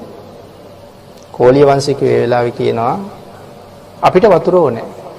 අපි දෙන්නේ අපි ගොවිතැන්පත් කරාම ඕගොල්ලෝ ඇවිල්ලා අපට මුදල් ගෙවලා රන් රිදී ගෙවලා අපෙන් අරන් ධාන්‍ය අපෙන් ගෙනහිල්ලා ඕගොල්ලෝ කාලා ජීවත් වෙන්නේ. මේකට එක්කෙනෙකුට කේන්ති යනවා. මේ රජවරු නෙමෙයි මෙතන ඉන්නේ කම්කරුවෝ ටික. කේන්ති ගිහිල්ලා ඉතින් අපේ වගේම වචන හරඹයක් ගිහිල්ලා එක්කෙනෙකුට කේන්තිය පාලනය කරගන්න බැරුව එක්කෙනෙකුට පහරක් ගහනවා. ගහන කෙනා වැටෙනවා එයා නැගිටලා අනිත් කෙනාටත් ගහනවා. දැන් මෙතනින් තමයි මේ ගැටුම ආරම්භෙන්නේ. දැන් කම්කරුවෝ ටික කොහොම හරි ගැටුම ආයේ निराකරණය කරගෙන ගිහිල්ලා නමුත් රජවරු ගාවට ගිහිල්ලා මේක ටිකක් වැඩි කරලා තමයි කියන්නේ. දැන් දෙගොල්ලෝ යුද්ධයට සූදානම්. ඉතින් මේ දෙගොල්ලම මේ ගැටුම ඇති වෙලා සංවිධානය වෙලා දැන් යුද්ධයකට ඇවිල්ලා ගඟ දෙපැත්තට වෙලා යුද්ධ කරන්න. මේ වෙනකොට භාග්‍යතුන් වහන්සේ පහළ වෙලා උන්වහන්සේ බුද්ධත්වයේ ලැබලා මේ දීර්ඝ කතාවක් බොහොම කෙටියෙන් සඳහන් කරන්න. භාග්‍යතුන් වහන්සේ මහා කරුණා සමාපත්තියෙන් දකිනවා මේ දෙගොල්ල යුද්ධ කරගන්නවා කියලා කියන්නේ දෙගොල්ලම නැතුව යනවා. දැන් අපි නම් යුද්ධයක් දැක්කහම අනිවාර්යෙන් ජය ලැබෙන පිරිසක් ඉතුරු වෙන්න ඕනේනේ. මේ යුද්ධේ එහෙම නිමා වෙන්නේ නැහැ. අරගොල්ලොත් ඉවරයි මේගොල්ලොත් ඉවරයි. එහෙම යුද්ධයක් මේක. ලෝකේ කෙනෙකුට හිතන්න බැරි යුද්ධ. සඳහන් කරනවා මේගොල්ලෝ යුද්ධයේ ඒ තරම් දක්ෂයි. දඹදිවට හිටියේ මහා සටන්කාමීන් 3 දෙනයිනේ. එක්කෙනෙක් කොසල් රජු. අනිත් එක්කෙනා මහාලි ලිච්ඡවි රජෙක්. අනිත් එක්කෙනා තමයි අපි හැමෝම දන්න බන්දුල මල්ල. මේ තමයි දඹදිව හිටපු මහා සටන්කාමීන් 3 දෙනා. මේ 3 දෙනා ඉස්මතු වෙලා පේන්නේ අරගොල්ලෝ සටන් කරන්නේ නැති හින්දා. නැත්තම් ලෝකේ පහළ වෙච්ච අතිවිශිෂ්ටම සටන්කාමීන් තමයි මේ ශාක්‍ය වංශයේ කෝලිය වංශිකයෝ. නමුත් මේ දෙගොල්ල ප්‍රාණඝාත කරන්නේ නැහැ. හැබැයි ඒක තීරණය වෙන්නේ පස්සේ. අර වෙලාවේ ප්‍රාණඝාත කරන්න ලෑස්ති වෙනවා. මේ ප්‍රාණඝාත කරන්නේ නැහැ කියන තීරණය ආයෙ පස්සේ එන්නේ. මේගොල්ලෝ ඒ තරම් දක්ෂයි. ඉතින් සඳහන් කරනවා මේ අටුවාවේ එහෙම ශාක්‍ය රජ කෙනෙක් කෝලිය රජ කෙනෙක් යුද්ධයට අවතීර්ණ වුණාම පිටේ එල්ලලා තියෙන කූඩෙට එකපාර ඊතල දහස් ගාණක් දානවා. දුන්නින්නේ විදගන්නේ. මේ අත දුනු කූඩෙන් දුන්නක් ඊතලයක් ගන්නවත් දුන්නට තියලා මුදා හරිනවත් මේ අත යනවා එනවා පේන්නේ නැහැ කියලා සඳහන් කරන්නේ. හිතන්න තියෙන්නේ අපි මේ විදුලි පංකාවේ තටු කැරකෙනවා අපිට පේන්නේ නැහැ. ඒ වගේ තමයි මේගොල්ලන්ගේ අත යනවා එනවා පේන්නේ නැහැ. විනාඩි ගණනක් ඇතුළත ඊතල දහස් ගණනක් හිස් වෙනවා. ඒ තරම් වේගවත් කියලා සඳහන් කරන යුද්ධය. ඒක හොඳටම පැහැදිලි වෙන තැනක් තමයි ශාක්‍යයන් සමූල ඝාතනය කරන්න විදුඩබ කුමාරයා ආපු වෙලාවේ. හැබැයි මේ වෙලාවේ මේගොල්ලෝ ප්‍රාණඝාත කරන්නේ නැහැ කියලා තීරණය කරලා ඉන්නේ. විදුඩබ වෙන වෙලාවේ. නමුත් දන්නවා දැන් අම්මවරුන්ගේ කුස ඇතුලේ ඉන්න දරු පැටව හිටන් අම්මගේ කුස කපලා ඇදලා අරන් මරනවා. ඒ තරම් විනාශයක් වෙනවා දැන්. ඒක හොඳටම දන්නවා. ඒ නිසා රජවරු කීප දෙනෙක් කතා කරනවා මේක කොහොම හරි නවත්තන්න උත්සාහ කරමු කියලා. නවත්තන්න උත්සාහ කරන යුද්ධයක් කරන්න ඕනේ. ඉතින් මේගොල්ලෝ යුද්ධයට යනවා මේගොල්ලන්ගේ දක්ෂතාවය කියන එක තැන. යුද්ධයට යනවා. විදුඩබගේ පිරිස ගඟේ එහා පැත්තේ ඉන්නවා. ශාක්‍ය රජවරු මෙහා පැත්තේ ඉන්නවා අරගොල්ලන්ට විදිනවා. විදිනවා කියලා කියන්නේ අට කතාවේ සඳහන් කරනවා මේ වීතල එන්නේ වැස්සක් වාගේ. විදුඩබ කියනවා දහස් ගණනක් අරන් ඇවිල්ලා ඉන්නේ යා. දුවමු මේ මොන යුද්ධ කෙරෙල්ලක්ද මේ වැස්ස වාගේ එනවා කියලා.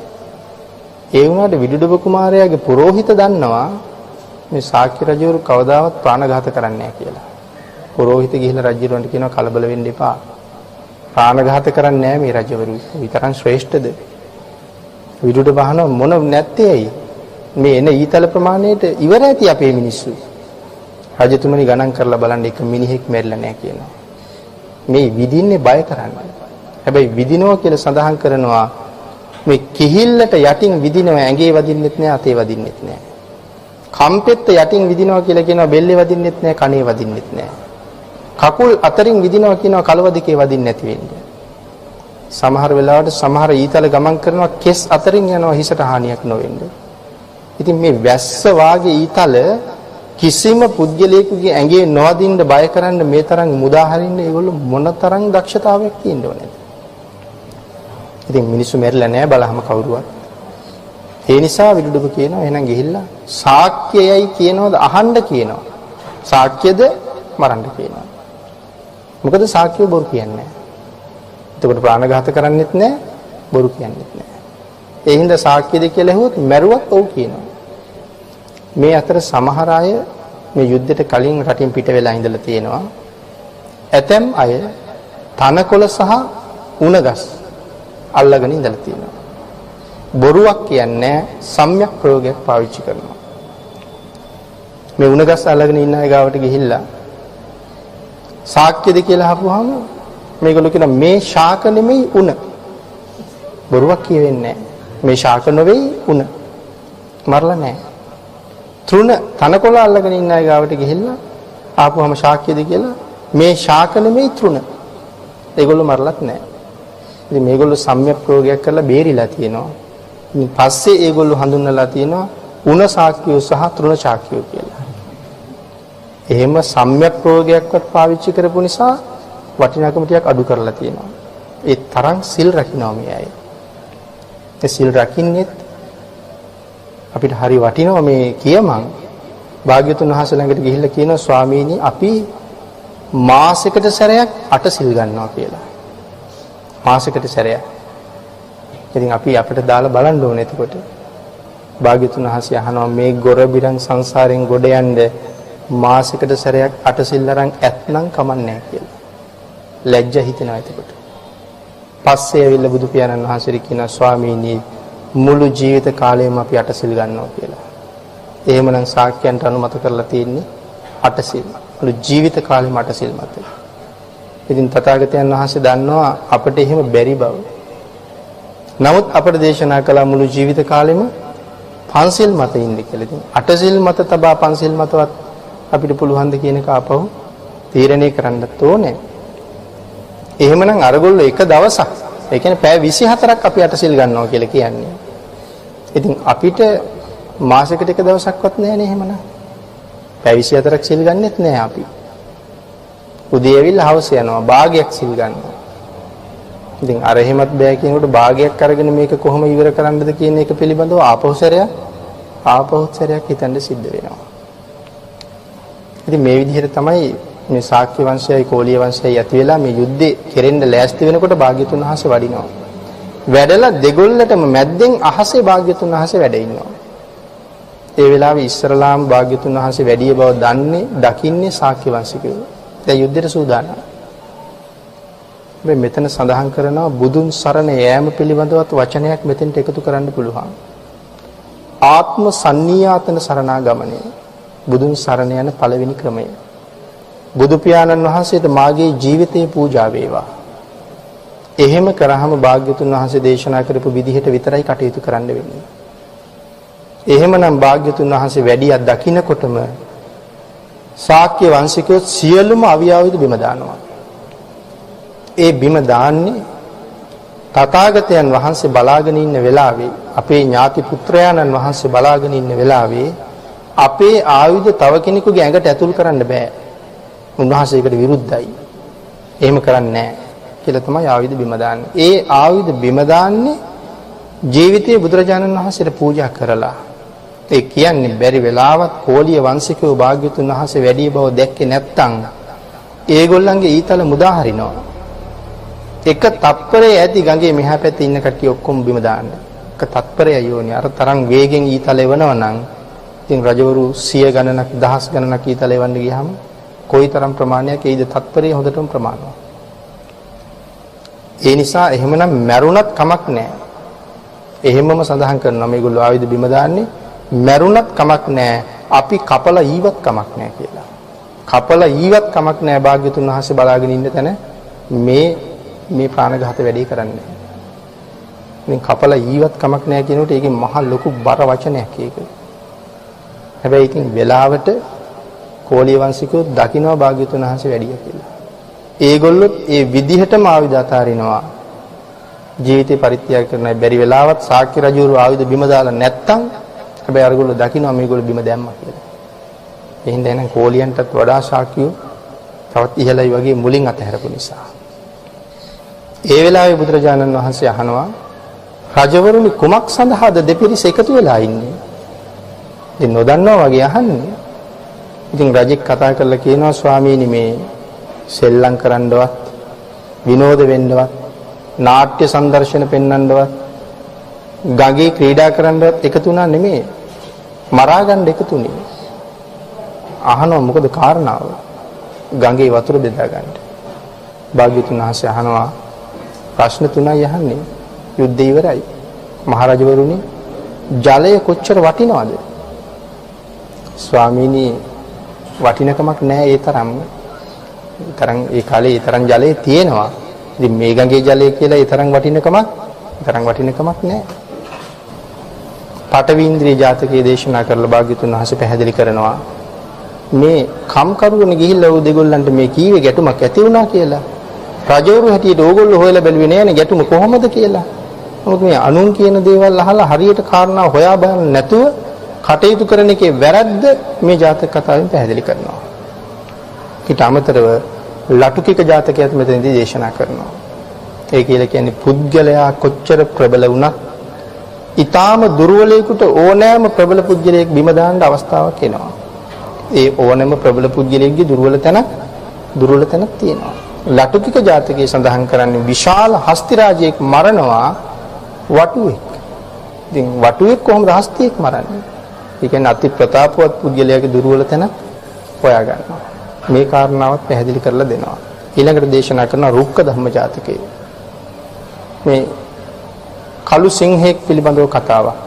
කළු සිංහය ගැන අපි අහලා නැති වුණාට ධර්මයේ සිංහ වර්ග 4ක් ගැන දේශනා කරනවා. ඒ අතර කළු සිංහය පිළිබඳව දේශනා කරනවා. ඒත් මේ සොයා බලන්න නැතුව ඇති කරගත්ත කලහය පිළිබඳව කතාවක්. මේ කාරණාව දේශනා කරලා වට්ටක ජාතකයක් දේශනා කරලා ජාතක කතා 5ක් මෙතන දේශනා කරනවා. මම ඒකයි මුලින් සඳහන් කළේ භාග්‍යවතුන් වහන්සේගේ දේශනාව මොන තරම් ධර්ම කාරණා වලින් පිරෙනවද කියලා. ඒ සියල්ලම දේශනා කරලා ඉවර වෙලා මේ දෙගොල්ලටම භාග්‍යවතුන් වහන්සේ අත්දණ්ඩ සූත්‍ර දේශනාව දේශනා කරනවා. මේ දේශනාව අහලා සමහර අය මගපල් ලබනවා. බොහෝම ප්‍රසාදයටපත් වෙනවා. සිද්ධාර්ථ ගෞතමයන් අපි දෙගොල්ලගෙම මුදුන් මල්කඩ. අපි ගාව හිටියනම් මේ වෙනකොට රජුන් දහසක් පිරිවරාගත්ත සක්විති රජෙක් මේ ඉන්නේ. අපි ගාව හිටියනම් අපි මෙයා පිරිවරාගත්ත අය. රජුන් දහසක් පිරිවරාගත්ත සක්විති රජෙක්. නමුත් අද සක්විති රජ අතහැරලා ගියා. නමුත් අද උන්වහන්සේ සක්විති රජ වුණා නම් සතර මහා දීපයට අධිපති විතරයි වෙන්නේ. නමුත් අද කොච්චරකට අධිපතිද? සක්වලවල් කෝටි ලක්ෂයකට අධිපති.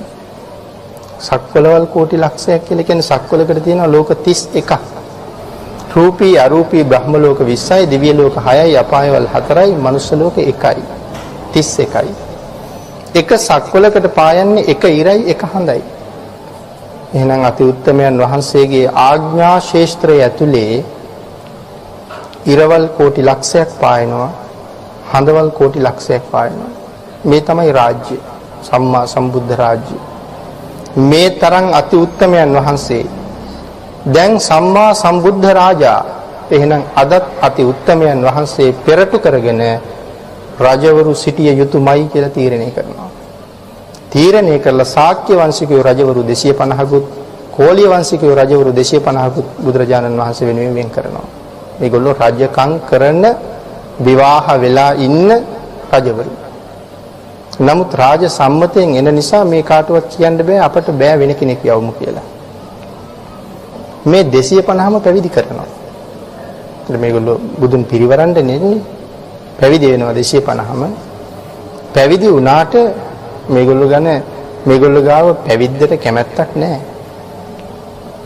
ඉතින් කොච්චරවත් රාජ්‍ය පිළිබඳව කල්පනා කරනවා, බිරිඳ පිළිබඳව කල්පනා කරනවා. බිරිඳවරු තව මේ මදුවට පණිවිඩත් වෙනවා. මහානකමේ නම් ඉන්න එපා. අපිට ඕගොල්ලෝ නැතුව මේ ගෙවල් වල ඉන්න හරි කරදරයි. කොහොම හරි ගෙදර එන්න කියලා මේගොල්ලෝ පණිවිඩ එවනවා. එහෙම පණිවිඩ එවන්න තව ශාසනික ඇල්ම තව අඩු වෙනවා. නමුත් භාග්‍යතුන් වහන්සේ බලාගෙන ඉන්නේ මේගොල්ලන්ගේ සිතුවිලි ක්‍රියාත්මක වෙන හැටි. එක දවසක් භාග්‍යතුන් වහන්සේ මෙතෙන්ට ඇවිල්ලා මේ භික්ෂුන් එක්ක සාකච්ඡා කරනවා, මුකුත් දන්නේ නැහැ වගේ. සාකච්ඡා කරලා මේ ඇයිට හිමාලය පිළිබඳව කරුණු පැහැදිලි කරලා කුණාල පොකුණ පිළිබඳව දේශනාවක් කරනවා. අති ආශ්චර්යමත් දේශනාවක්. මේ කුණාල පොකුණ පිළිබඳව දේශනාව කරලා ඉවර වුණාම මේ භික්ෂුන් වහන්සේලාට පුදුම කුතුහලයක් තියෙන දැන් කුණාල පොකුණ බලා ගන්න තිබුණා මොන තරම් වටිනවද කියලා. දැන් භාග්‍යතුන් වහන්සේ දන්නවා කට්ටියම හරි තැනට ඇවිල්ලා. ඒ වෙලාවේ අහනවා මහණෙනි කැමතිද කුණාල පොකුණ බලන්න යන්න? ඒ වෙලාවේ මේගොල්ලෝ සඳහන් කරනවා ස්වාමීනි යන්න නම් පුදුම අවශ්‍යතාවයක් තියෙනවා. ඒ වුණාට ඉතින් අපි යන්නේ කොහොමද? අපිට 이르දියක් නැහැනේ. භාග්‍යතුන් වහන්සේ ඒ වෙලාවේ මතක් කරනවා මහාන යන්න අවශ්‍ය නම් මම එක්ක යන්න. මගේ 이르දියෙන් සියලු දෙනාම එක්ක යන්නම් කියලා භාග්‍යතුන් වහන්සේ සඳහන් කරනවා. ඉතින් හැමෝම එක සිතින්ම කැමති වෙනවා එහෙනම් ස්වාමීනි වඩිමු කියලා. භාග්‍යතුන් වහන්සේගේ 이르දීන් මේ 500ම අහසින් එක යනවා. හිමාල පර්වතයේ මුදුනට පර්වතයේ පල්ලෙහා තියෙන භාග්‍යතුන් වහන්සේ භික්ෂුන් වහන්සේලා 500ක් එක්ක අහසේ වැඩ ඉන්නවා. මහා හංස රාජේ පියුම් විලක් හොයාගෙන යන්නාසේ බිම් බලා සිටින්නන්ට අතිශය ආශ්චර්යමත් දර්ශනයක් මේක. අහසේ රැඳිලා මේ භික්ෂුන් වහන්සේලාත් එක්ක ඉන්න වෙලාවේ භික්ෂුන් වහන්සේලාට පේනවා මේ හිමාලය කොයි තරම් ආශ්චර්යජනකද. අපිට නම් තියෙන්නේ රත්තරන් ටිකක් මාලයක් වලල්ලක් මුද්දා සඳහන් කරනවා හිමාලයේ මුදුනේ රන් පර්වත තියෙන්නේ. හිමාලයේ මුදුනේ රත්තරන් පර්වත, රිදී පර්වත, මණික් පර්වත, මේ වගේ රන් රිදී මුතු මණික් පර්වත තමයි තියෙන්නේ. මේ පර්වතයන් ඇති අති අලංකාර වූ ගල්තලා ඇති ඊතා විශේෂ වූ පොකුණු සහිත මේ පොකුණු පිරිවරාගත්ත කුණාල පොකුණු සහිත තාම සුන්දර දර්ශනයක් තමයි දකින්න ලැබෙන්නේ. ඉතින් මේ දර්ශනෙත් දැකලා මේගොල්ලන්ට බොහොම ප්‍රියයි. භාග්‍යතුන් වහන්සේ යොදුන් 60ක් විතර පළල ගල් තලාවක් මත යොදුන් 7ක් උස සල්ගහක් මුල තවත් යොදුන් 3ක් පළල සිරියල් යහනාවක් මත වැඩ හිටියා කියලා සඳහන් කරනවා. ඉතින් යොදුන් 7ක් යොදුනක් කියලා කියන්නේ සතපුම් 16ක් කියලා අපි සඳහන් කරන්නේ. යොදුන් 7ක් මේ සල්ගහ උසයි. එතන භාග්‍යතුන් වහන්සේ වැඩ ඉඳගෙන අර භික්ෂුන් වහන්සේලාට කියනවා මහණෙනි මේ ආශ්චර්ය බලන්න ඔබලා දන්නේ නැති ගහක් කොළක් සතෙක් සිව්පාවෙක් මේ පොකුණක මාළුවෙක් අඳුරන්නේ නැති කෙනෙක් දැක්කොත් මගෙන් අහන්න කියලා භාග්‍යතුන් වහන්සේ උන්වහන්සේලාට ඒවා බලන්න දීලා උන්වහන්සේ වේක ගන්නවා. ඉතින් මේගොල්ලෝ ප්‍රශ්න ගොඩක් අහනවා. සියල්ලටම උත්තර දෙදී ඉන්න වෙලාවේ කුරුල්ල දෙන්නෙක් එනවා. කුරුල්ල දෙන්නෙක් එනවා මේ කුරුල්ල දෙන්නගේ හොටේ තියෙන කෝටු කෑල්ල. දෙන්නම කෝටුව අල්ලගෙන ඉන්නේ. මේ කෝටුව උඩ වහලා ඉන්න කුරුල්ලෙක්.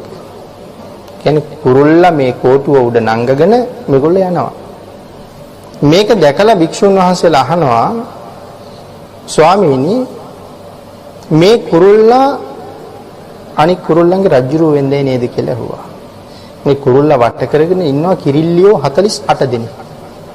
යනකොට යන්නේ කිරිල්ලියෝ 4 දෙනෙක් යටින් යනවා, කිරිල්ලියෝ 4 දෙනෙක් උඩින් යනවා, කිරිල්ලියෝ 4 දෙනා දෙගොල්ලක් පිටුපසින් සහ ඉස්සරහින් යනවා, 4 දෙනා දෙපිරිසක් දෙපැත්තෙන් යනවා. එතකොට කිරිල්ලියෝ 48ක් විතර මෙයත් එක්ක යනවා. කැම අරගෙන යනවා කොටසක්. ඉතින් මේ රජ්ජුරුව වෙන්දයි මේගොල්ලෝ පිරිවරාගෙන යන්නේ. ඒ වෙලාවේ බුදුරජාණන් වහන්සේ පැහැදිලි කරනවා මහණෙනි ඔය වංශය මගේ වංශයක්. මගේ ප්‍රවේණියක් ඔය තියෙන්නේ. අතීතයේ මමත් ඔතන හිටියා. මේ තමයි කුණාල සකුණ රාජා. කුණාල කුරුල්ලන්ගේ රජුරු මේ ඉන්නේ. ඉතින් කුණාල සකුණ රාජා පිරිවරාගෙන එයාගේ පිරිස යනවා. හැබැයි මහණෙනි එදා ඕක මගේ ප්‍රවේණිය වෙලා මම මෙහි රජුරු වෙච්ච දවසේ ඒක ඊට වඩා ඉතාම ආශ්චර්යයි. මම අරගෙන මේ මගේ සේවක කුරුල්ල දෙන්න පියාඹනකොට කිරිල්ලියෝ 500ක් යටින් ගිල්ලෙනවා කියලා සඳහන් කරනවා. අපේ රජතුමා බැරි වෙලාවත් වැටුනොත් අපේ අත්තටු මත රැඳේවා කියලා. ඒ තරම් රජුරවන්ට ආදරෙයි. තව කිරිල්ලියෝ 500ක් උඩින් යනවා. ඒ යන්නේ රජුරවන්ට අවුව වැටෙන්න දෙන්නේ නැතුව. වැස්සොත් තෙමෙන්න දෙන්නේ නැතුව, අවුවෙන් පීඩා වෙන්න දෙන්නේ නැතුව තමයි මේ 500 අත්තටු හේතු වෙන්න තමයි පියාසර කරන්නේ. පියාඹන්නේ. තව 500ක් ඉස්සරහින් යනවා මේ කැලෑවේ ඉන්න සත්තු අල්ලන්න ආපු වැඩි පුරුෂයෝ කොළු ගැටව් ගල් පොළු දාලා ගැහුවොත් රජුරවන්ට කරදර වෙයි කියලා අපි මරුණත් කමක් නැහැ රජු බේරෙන්න ඕනේ කියලා තමයි ඒ 500 ඉස්සරහින් යන්නේ. තව 500ක් පිටිපස්සෙන් එනවා විවිධ කෑම බීම ಜಾති පළතුරු ಜಾති අරගෙන. රජුරවන්ට යම් තැනක මහන්සියක් දෙන්නවා ඉක්මනට කෑම සහ බීම දෙන්න. තව 500 දෙපැත්තෙන් යනවා මේ සීත සුළං ආදීන් දූවිලි ආදීන් රජුරව ආරක්ෂා කරන්න. මට එදා මෙන්න මේ තරම් ආරක්ෂාවක් තිබුණේ. ඉතින් මේ කාරණාව සඳහන් කරලා භාග්‍යතුන් වහන්සේ කුණාල ජාතකයේම දේශනා කරනවා. මේ භික්ෂුන් වහන්සේලාට මෙතනදී. ඉතින් කුණාල ජාතකයේ ගාථා 300කින් යුක්තයි. ඉතින් ආශ්චර්යමත් ජාතක කතාවක් කියවලා දැනගන්න එක තමයි වටින්නේ. හැබැයි ඉතින් කියවහම හිතෙනවා කාන්තාවන්ට මේ තරම්ම බැන්නද කියලා.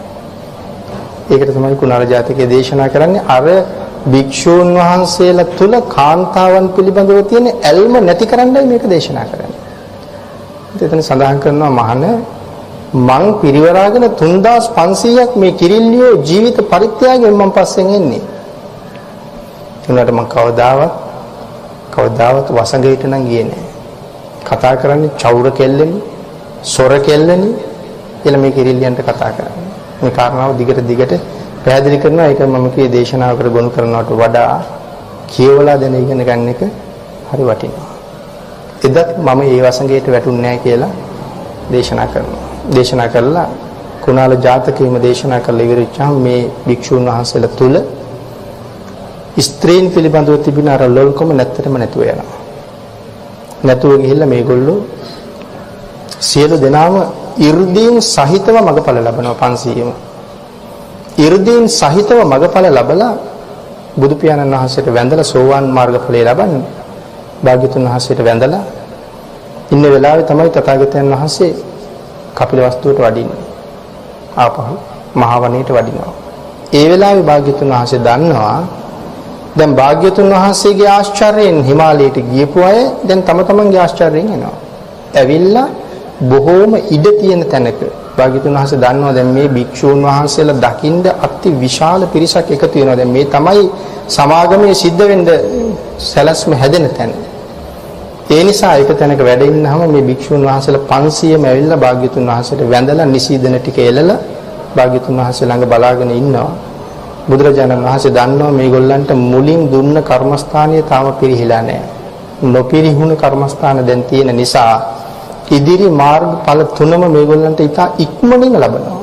පෙර මහ පින් ඇති අය ඉතිරි ඵල තුනම ඉතාම ඉක්මනින් ලබන නිසා මේගොල්ලන්ට කර්මස්ථානය කියලා දෙනවා. මේ සියලු දෙනා වහන්සේම තීරණය කරනවා තථාගතයන් වහන්සේ සෝවාන් වෙච්ච අපි සෝවාන් මාර්ගයේ විතරක් නවත්තන්නේ නැතුව ඉතුරු මාර්ගඵල තුන සම්පූර්ණ කරගන්න අපට කර්මස්ථානයයි මේ කියලා දුන්නේ. කර්මස්ථානයේ දැනගෙන තව තවත් ප්‍රමාද වෙන එකේ තේරුමක් නැහැ කියලා සියලු දෙනාම භාග්‍යතුන් වහන්සේට පිළිවෙලින් වන්දනා කරලා පිටත් වෙලා යනවා. තම තමන්ට සුදුසු තැන්වල වාඩි වෙන්න. ඈතට යනවා නෙමෙයි. මේ මහා වනයේමයි ඉන්නේ. සුදුසු තැන්වල වාඩි වෙන්න යනවා. 500ම පිටත් වුණාට පස්සේ භාග්‍යවතුන් වහන්සේ තීරණය කරනවා මේගොල්ලෝ ගියා වගේම ආපහු වෙනවා. දැන් මේ ආපහු වෙනකොට තමයි මේ මහා සමාගමේ සිද්ධ වෙන්නේ. ඒ නිසා විශාල පිරිසකට රැස් වෙන්න පුළුවන් තැනකට මම යන්න ඕනේ කියලා ඊටාම ඉඩ තියෙන තැනකට ගිහිල්ලා භාග්‍යවතුන් වහන්සේ බොහොම පහසුවෙන් වැඩ ඉන්නවා. කර්මස්ථාන අරගෙන ගියපු භික්ෂුන් වහන්සේලා ගිය පිළිවෙලින්ම ආපහු එනවා. හරියට මල් පිපෙනවා වගේ. ගිහිල්ලා නිසීදනේ එළලා වාඩි වෙලා කර්මස්ථානයේ සිහි කරනවා විතරයි අරිහත් වේ ලබනවා. මේ එන්නේ රහත් බව අරගෙන ස්වාමීනි මම රහත් වුණා කියලා කියන්නේ. 500 වෙනි එක්කෙනා ගිහිල්ලා වාඩි වෙනකොට පළවෙනි එක්කෙනා රහත් වෙලා නැගිටලා. ඉතින් පිළිවෙලට එනවා. ඇවිල්ලා මේ කාරණාව අදට ඉතාම විශේෂයි. ඇවිල්ලා බුදු පියාණන් වහන්සේට වැඳලා මේ රහතන් වහන්සේ පිටිපස්ස හැරිලා බලනවා කවුරුවත් ඉන්නවද කියලා. ඇයි කවුරුවත් ඉන්නවද කියලා බලන්නේ? තව කෙනෙක් ඉන්නවා නම් ස්වාමීනි මම රහත් වුණා කියලා කියන්නේ. එතකොට මොන තරම් නිහතමානීද මේ 500ම එකට රජකම් කරපු අය. වැලි කෙලියේ ඉඳලා අම්මගේ කුසෙන් එළියට ආපු තැන ඉඳලා එකට ජීවත් වෙච්ච අය. නමුත් Taman ලබාගත් උතුම් ඵලය කියන්න කැමති නෑ තව කෙනෙක් ඉන්න තැන. ඒකෙන් පැහැදිලි වෙනවා මේ ශාසනයේ අල්පේච්ඡතාවය කියන එක කොතනද තියෙන්නේ කියලා. ඒ කියන්නේ රහතන් වහන්සේ නම් කියන්නේ නෑ. ඉතින් රහත් වෙලා නැත්තම් මගඵල ලැබලා නැත්තම් මම මාර්ගඵලලාභී මම රහත් වුණා කියලා කියන්න පුළුවන්. ඉතින් ඒ කියමනින්ම තේරුම් ගන්න තියෙන්නේ එහෙමනම් මොකවත් නෑ කියන කාරණාව. ඉතින් පළවෙනි රහතන් වහන්සේ වන්දනා කරලා බලනකොට අනික් එක්කෙනා ඇවිල්ලා. උන්වහන්සේත් නිසීදනේලා කල්පනා කරනවා අපි දෙන්න විතරයි ඉන්නේ කියලා පස්සේ හැරිලා බලනකොට අනික් එක්කෙනා ඇවිල්ලා. ඉතින් 500ටම කියාගන්න හම්බෙන්නේ නෑ. 500ම වන්දනා කරලා බලාගෙන ඉන්නවා කියාගන්න හම්බෙන්නේ නෑ. නමුත් භාග්‍යතුන් වහන්සේ දන්නවා දැන් මේ 500 දෙනාම ආවේ ආවේ රහත් වෙලා. මේ රහතන් වහන්සේලා ගාව සිතුවිලි කීපයක් තියෙනවා කියලා සඳහන් කරනවා. එකක් තමයි සිතුවිලි දෙකයි තියෙන්නේ. වෙන මුකුත් සිතුවිලි නෑ උන්වහන්සේලාට. ඒ වෙලාවට කියන්නේ දිගට දරන සිතුවිලි දෙකයි තියෙන්නේ. එකක් තමයි මා ලැබූ අරිහත්වය. අනෙකුත් සියලුම සදේවක ලෝකයට වහ වහ අවබෝධ වේවා කියන සිතුවිල්ල තියෙනවා. ඊළඟට නිධානයක් හම්බුන කෙනෙක් කවදාවත් කියන්නේ නැහැ මට නිධානයක් හම්බුණා කියලා. ඒ වගේ මම ලැබූ ඵලය වෙන කිසිවෙක් නොදැන ගනිත්වා. මේ තමයි සිතුවිලි දෙක. මම ලැබූ අරිහත්වය අනිකුත් සියලුම සදේවක ලෝකයා වහ වහ දැනගනිත්වා. නමුත් මා ලැබූ ඵලය වෙන කිසි කෙනෙක් නොදැන ගනිත්වා. මම රහත් වෙලා බව කවුරුවත් දැනගන්න එපා කියන සිතුවිල්ල තමයි තියෙන්නේ. ඉතින් මෙතනදී තව කරුණු රාශියක් අනාවරණය වෙනවා මේ සූත්‍ර දේශනාවේ. දැන් මේ භික්ෂූන් වහන්සේලා 500 බලන්න තමයි මේ මහා සමය එකතු වෙන්නේ. මේ 500 බලන්න. කොයි තරම් එකතු වෙනවද මේ පිරිස රහත් වෙලා භාග්‍යතුන් වහන්සේ ගාවට එනකොට 10000ක් සක්වලවල දෙවියෝ එළියට බහිනවා. ඉතින් සක්වලවල් 10000ක දෙවියෝ එළියට බහිනවා කියලා සඳහන් කරාම අති විශාල පිරිසක් රැස් වෙනවා. ඒ නිසා ඒක දැනගෙන තමයි භාග්‍යතුන් වහන්සේ ඉඩ ඇති තැනකට වැඩම කරන්නේ මේ පිරිසට රැස් වෙන්න.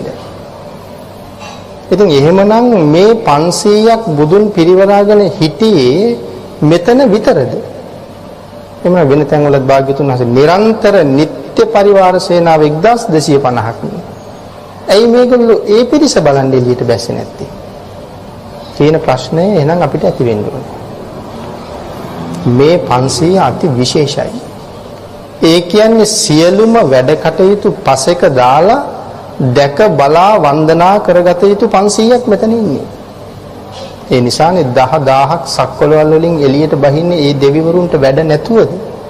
වැඩ කියන්නේ ඒගොල්ලන්ට තියෙන අප්‍රමාණ වූ කාම සම්පත්. අපිට තියෙන වාගේ සම්පත් නෙමෙයි. ඒ සියලු සම්පත් අතහැරලා සතපුම් කෝටි ගණන් ඈත ඉඳලා මේ සක්වලවල් වල ඉඳලා මේ මංගල සක්වලේ මහා වනයේට එළඹෙන්නේ මොන තරම් විශේෂ කාරණාවක් හින්දාද? සඳහන් කරනවා මේ 500 ඒ තරම් ලස්සනයි කියලා. මේ රහතන් වහන්සේලා ඒ ලස්සනයි කියන ඇරෙන්න වර්ණනා කරන්න බෑ.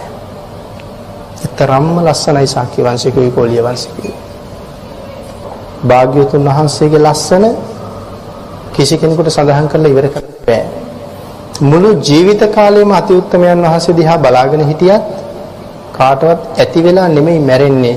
ඒ සිරුර බලලා මදි වෙලාමයි මැරෙන්නේ. ඒකනේ සමහර අය පැවිදි වුණේ රුව බලන්නම පැවිදිනේ ඒකයි. එහෙමනම් මහා මායා දේවියත් ලස්සන නැහැ. සුද්ධෝදන රජුරුවත් ලස්සන නැහැ. මහා ප්‍රජාපති ගෞතමී දේවින් වහන්සේත් ලස්සන නැහැ. යසෝදරා දේවින් වහන්සේත් ලස්සන නැහැ. භාග්‍යතුන් වහන්සේ විතරක් ලස්සන වුණාද? නැහැ.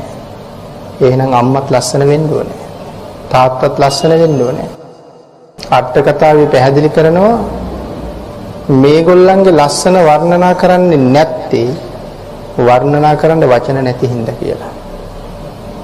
මහා මායා කියලා නම තිබ්බේ ඒකයි. මායාව. අට කතාවේ පැහැදිලි කරනවා දකින්න කෙනාට පිස්සු හැදෙනවා කියලා. ඒකයි මහා මායා කියලා නම තියලා තියෙන්නේ. ඒ තරම් ලස්සනයි. ඉතින් මේ ලස්සන ඔයින් ඇරෙන්න වෙන වර්ණනා කරලා නැහැ. ඒ ටිකම වර්ණනා නොකර මහා මායා දේවින් වහන්සේ, යසෝදරා දේවින් වහන්සේ, සුද්ධෝදන රජතු මහරජාණන් වහන්සේ ඇතුළු රාහුල කුමාරයන් වහන්සේ වර්ණනා නොකර ජනපද කල්යාණි වර්ණනා කරනවා.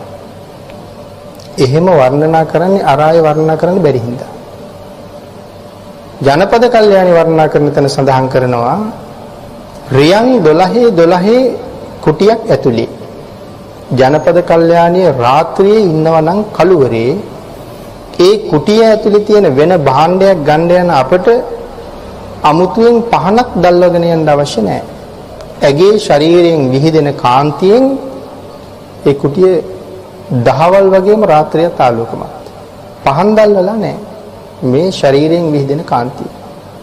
එහෙමනම් ඉඩ තියලා තියෙනවා ජනපද කල්යාණිය මෙසේනම් මහා මායා දේවීන් වහන්සේ කෙසේ ඉන්නේ ඇද්ද කියලා.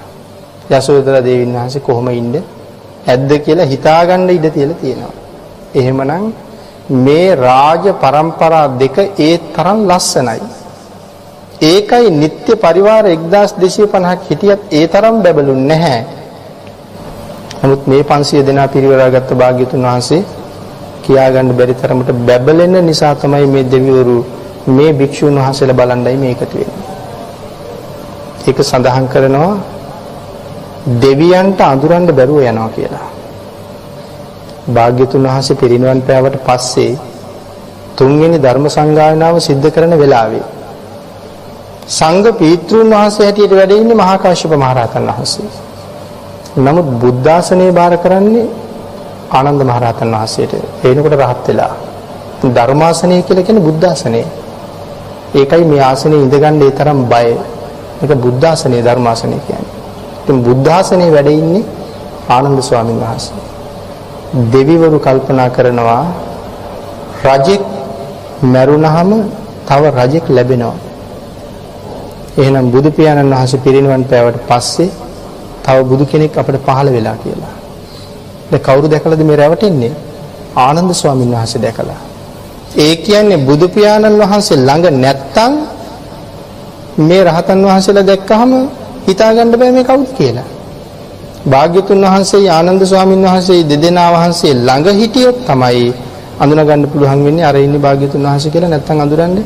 ඉතින් දෙවිවරු කියලා කියන්නේ අපට වඩා පේන ඇහැක් තියෙන, අපට වඩා ඇහෙන කනක් තියෙන, දිබ්බ චක්කු දිබ්බ සෝත තියෙන අය.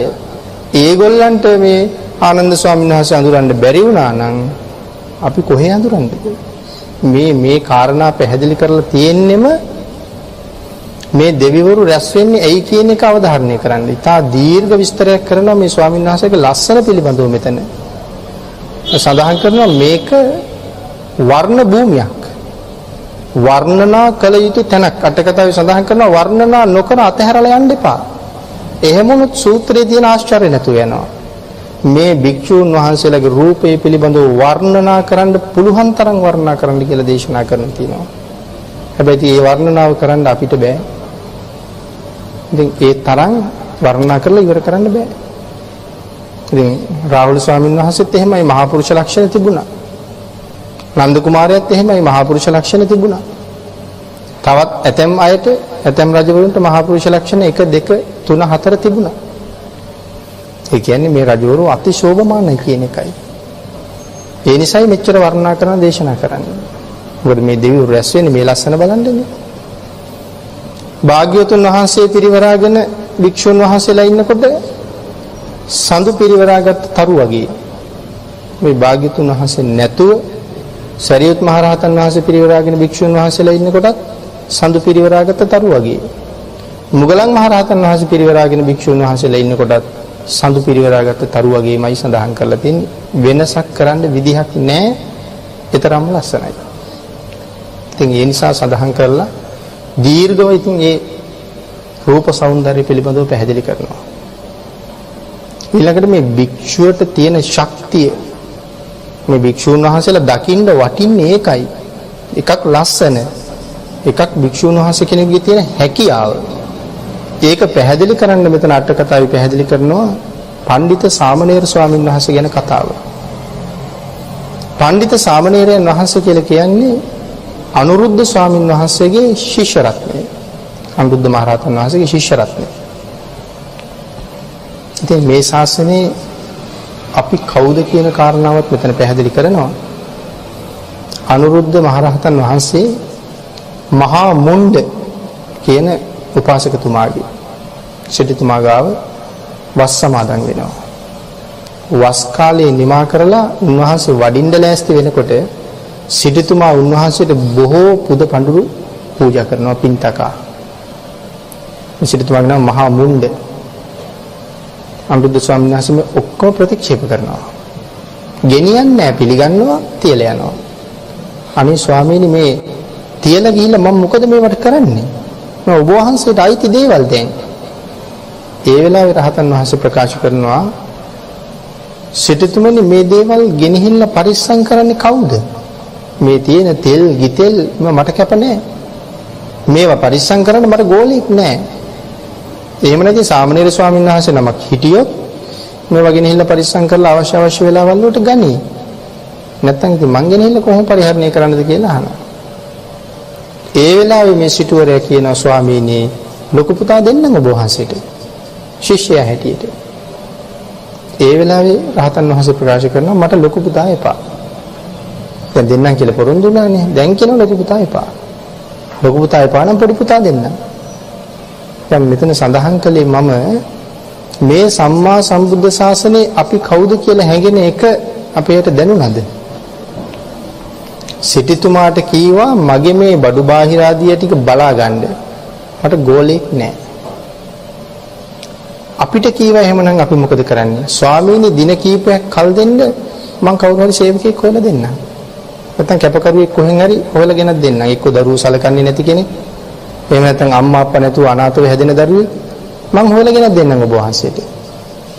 අපි කියනවාද මේ දොස්තර විභාගේ පාස් කරලා රැකියාව ලැබෙනකන් ඉන්න මගේ පුතා, එහෙම නැත්නම් ඉංජිනේරු විභාගේ පාස් කරලා ආරක්ෂාව අපේක්ෂාවෙන් ඉන්න මගේ පුතා ඔබ වහන්සේට දෙන්නම් කැපකරුකමට කියලා. අපි එහෙම කියන්නේ නැහැ කවදාවත්. නමුත් සිටුතුමා කියලා කියන්නේ පුතු දෙන්නයි ඉන්නේ. මහා සුමනයි චූල සුමනයි. ගත් කටට කියන්නේ ස්වාමීනි ලොකු පුතා දෙන්නම් මට ලොකු පුතා එපා කියනවා ස්වාමීනි එහෙනම් පොඩි පුතා දෙන්නම්. මේ සිටුවරයාගේ සිටු පුතා දෙන්නේ. අය මේ දැන් සිටුමාලිගාවේ එහෙනම් වැඩකාරයෝ කොච්චර ඉන්නේ නැද්ද? වැඩකාරියන්ගේ දරුවෝ කොච්චර ඉන්නේ නැද්ද? කියන්නේ නැහැ අහවල් දාසියගේ පුතා දෙන්නම් හොඳයි උසයි මහතයි කියලා කියන්නේ නැහැ කොතනවත්. මගේ පුතා දෙන්නේ. ඉතින් සුමන සාමණේරයන් වහන්සේ බාර ගන්නවා. බාර අරගෙන කෙස් බානකොටම රහත් වෙනවා. මේ වඩින්නෙත් මේ සංසාරේ සම්බන්ධතාවය නිසා. මොකද අනුරුද්ධ ස්වාමීන් වහන්සේ ඊටාම දුගියෙක් වෙලා ඉපදිලා හිටියා. මේ දුගී ආත්ම භාවයේදී සුමන කියන සිටුවරයාගේ අශ්වයන්ට තනකොළ කපලා තමයි ජීවත් වෙන්නේ. පසේ බුදු පියාණන් වහන්සේ නමක් මෙයාගේ පින දැකලා පිණ්ඩපාත වඩිනවා. සුමන සිටුවරයා හැමදාම මේ දන්සලක් දෙනවා. මේ දන්සලෙන් තමයි මේගොල්ලෝ කන්නේ අන්න බහාර කියන දුගියා. දන්සලෙන් කන්නේ. එදා තනකොළ මිටිය අරගෙන එනකොට පසේ බුදු පියාණන් වහන්සේ මිදුලට වැඩලා තනකොළ මිටිය විසි කරලා දුවගෙන ගිහිල්ලා පාත්‍රයට ඉබිලා බැලුවා දානේ ලැබිලාද කියලා. ස්වාමීනි තාම දන් ලැබුණ නෑ නේද කියලා ඇහුවා. ඒ වෙලාවේ නෑ කියන්නේ ලැබෙයි පුතේ කියලා කිව්වා. ඒ වෙලාවෙම ගෙට දුවලා ගිහින් පිටිදගෙන් අහනවා මගේ කෑම එක තියනවද කිව්වා තියෙනවා කිව්වා. වහාම ගේන්න අපි වාගේ දුප්පතුන් සංසාරේ දුන්නේ නැති හින්දායි මේ දුප්පත්කම. අපිට දෙන්න කෙනෙක් ඉන්න වෙලාවේ දෙන්න දෙයක් නැහැ. දෙන්න දෙයක් තියෙන වෙලාවට දෙන්න කෙනෙක් නැහැ. අද ඒ වාග්ය උදා වෙලා තියෙනවා කියලා කෑම එක හැමෝම අරගෙන දුවගෙන ඇවිල්ලා පාත්‍රය අරන් ගිහිල්ලා ඒ පාත්‍රයට දානික පූජා කරලා ගෙනහිල්ලා පසේ බුදු පියාණන් වහන්සේගේ අතට පාත්‍රය පිරිනමලා මෙයා එක ප්‍රාර්ථනාවයි කරන්නේ. ස්වාමීනි පෙර දුන්නේ නැති නිසා මම අද අනුන්ගෙන් කාලා ජීවත් වෙන්නේ. ඔබ වහන්සේට මේ දාණය දුන්න පිනෙන් සංසාරේ නිවන් දක්නා ජාති දක්වාම නෑ කියන වචනේ මට අහන්න ලැබෙන්න එපා කියලා. මේකයි ප්‍රාර්ථනාව. මින් භාග්‍යතුන් වහන්සේ ආශිර්වාද කරනවා පුතේ ඔබේ පැතුම එසේම බුදුන්පත් වෙයි. ඉතින් දෙව්ලොව තමයි ඉන්නේ. අපේ බුදු පියාණන් වහන්සේ පහළ වෙනකොට අමිතෝදන ශාක්‍යයන්ගේ පුතා හැටියට මහා නාම ශාක්‍යයන්ගේ පුතා අමිතෝදන ශාක්‍යයන්ගේ සහෝදරයා හැටියට උපදිනවා. ඒ නන්දේක පැටලුණා වගේ හිතෙනවා. එසේ වෙතත් මේ තමයි සම්බන්ධය.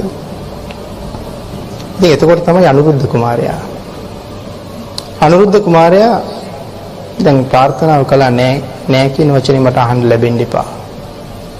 ඉතින් දැන් හැදිලා වැඩිලා අවුරුදු 8 10 වගේ වයස. මේ හරියට ආසයි ඔට්ටු දාන්න. සම වයස ළමයි ඔට්ටු දානවා.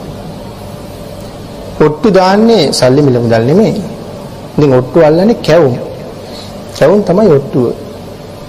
පළවෙනි ඔට්ටුවත් පරාදයි, දෙවෙනි ඔට්ටුවත් පරාදයි, තුන්වෙනි ඔට්ටුවත් පරාදයි, හතරවෙනි ඔට්ටුවත් පරාදයි. පරදින්න අම්මට පණිවිඩය යවනවා කැවුම් එවන්න. හතරවෙනි පාර සේවකයා ගිහිල්ලා කැවුම් ගේන්න කිව්වා කියනවා කැවුම් නැහැ. අම්මා කියන කැවුන්නේ නැහනේ. සේවකයා ගිහිල්ලා කියනවා කුමරුනි කැවුන්නේ නැහැ.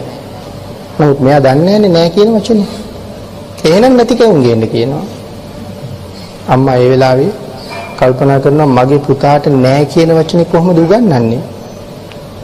රන්තලිය හොදලා තව රන්තලියකින් වහලා සේවකයාට කියනවා මේක ගෙනහිලා දීපන් පුතේ කියලා. එයා අරගෙන එනකොට දෙවිවරු දීර්ඝායුෂ්කයි. උන්වහන්සේලා කල්පනා කරනවා කුමාරයාට කැවුන්නේ නැහැ. නමුත් අන්නබාර දුගියා පසේ බුදු පියාණන් වහන්සේට දානි පූජා කළා ප්‍රාර්ථනාවක් කළා නැහැ කියන වචනය අහන්න ලැබෙන්න එපා කියලා. භාග්‍යවතුන් වහන්සේ ආශිර්වාද කළා පුතේ උඹේ පැතුම ඉෂ්ට වෙයි කියලා. ඒක බොරු වෙනවනේ අද හිස්තලිය ගෙනහිල්ලා දුන්නොත් දෙවිවරු 이르දිමය වශයෙන් කන්තලිය කැවුම් වලින් පිරෙව්වා. ගෙනහිල්ලා හිස්තලිය දෙනවා කුමාරයාගේ අතට. ඒ වෙලාවේ සඳහන් කරනවා තලිය අරිනකොටම කැවුම් වලින් හමාපු සුවඳ මුළු නගරේ මත් කළා කියලා. ඒ තරම් සුවඳයි කැවුම්. එක කැවුම් ගෙඩියක් අරගෙන යන්තම් ටිකක් කඩලා දිවේ තියාගන්නකොට රසනහර සියල්ල පිනා ගියා කියලා සඳහන් කරනවා. යාළුවන්ට කැවුම් බෙදලා බොහොම දුකසේ ගෙදර යන්නේ. ඇයි අම්මා මට ආදරේ නෑ. ගිහිල්ලා අහනවා අම්මා පුතාට ආදරේද? අම්මා කියනවා මගේ පුතාට මං මගේ ජීවිතයට වඩා ආදරේ. මගේ පුතාට මගේ ඇස් දෙකට වඩා මං ආදරෙයි. අම්මා මට එච්චර ආදරේ නම් ඇයි මෙච්චර කල් මට නැති කැවුම් දුන්නේ නැත්තේ? මෙයයි කල්පනා මේවා නැති කැවුම්. අම්මට හිතා ගන්න බැරුව ගියා. නමුත් සේවකයා ගෙන්නලා අහනවා මොකද්ද පුතේ උනේ? ස්වාමීනි මම නම් දන්නේ නැහැ. හිස්තලිය තමයි ගෙනහිල්ලා දුන්නේ තනිය ඇරලා බලනකොට කැවුම්. අම්මා තීරණය කරනවා මගේ පුතා පුදුම පුණ්‍යවන්තයි. දෙවිවරු තමයි කැවුම් පිරෙව්වේ. එදා ඉඳලා හිස්තලිය තමයි යවන්නේ. නමුත් දෙවිවරුන්ට බෑ. දෙවිවරු තීරණය කරනවා මේකට කැවුම් දැම්මේ නැත්තම් මේ කාරණාව එදා ඉඳලා දන්න අපේ පපුව පැලෙනවා කියලා තීරණය කරනවා. ඒ නිසා හැමදාම මේ තලිය කැවුම් වලින් පුරවනවා. ඉතින් එහෙම ඉඳලා තව සාකච්ඡාවක් යනවා අයියත් එක්ක.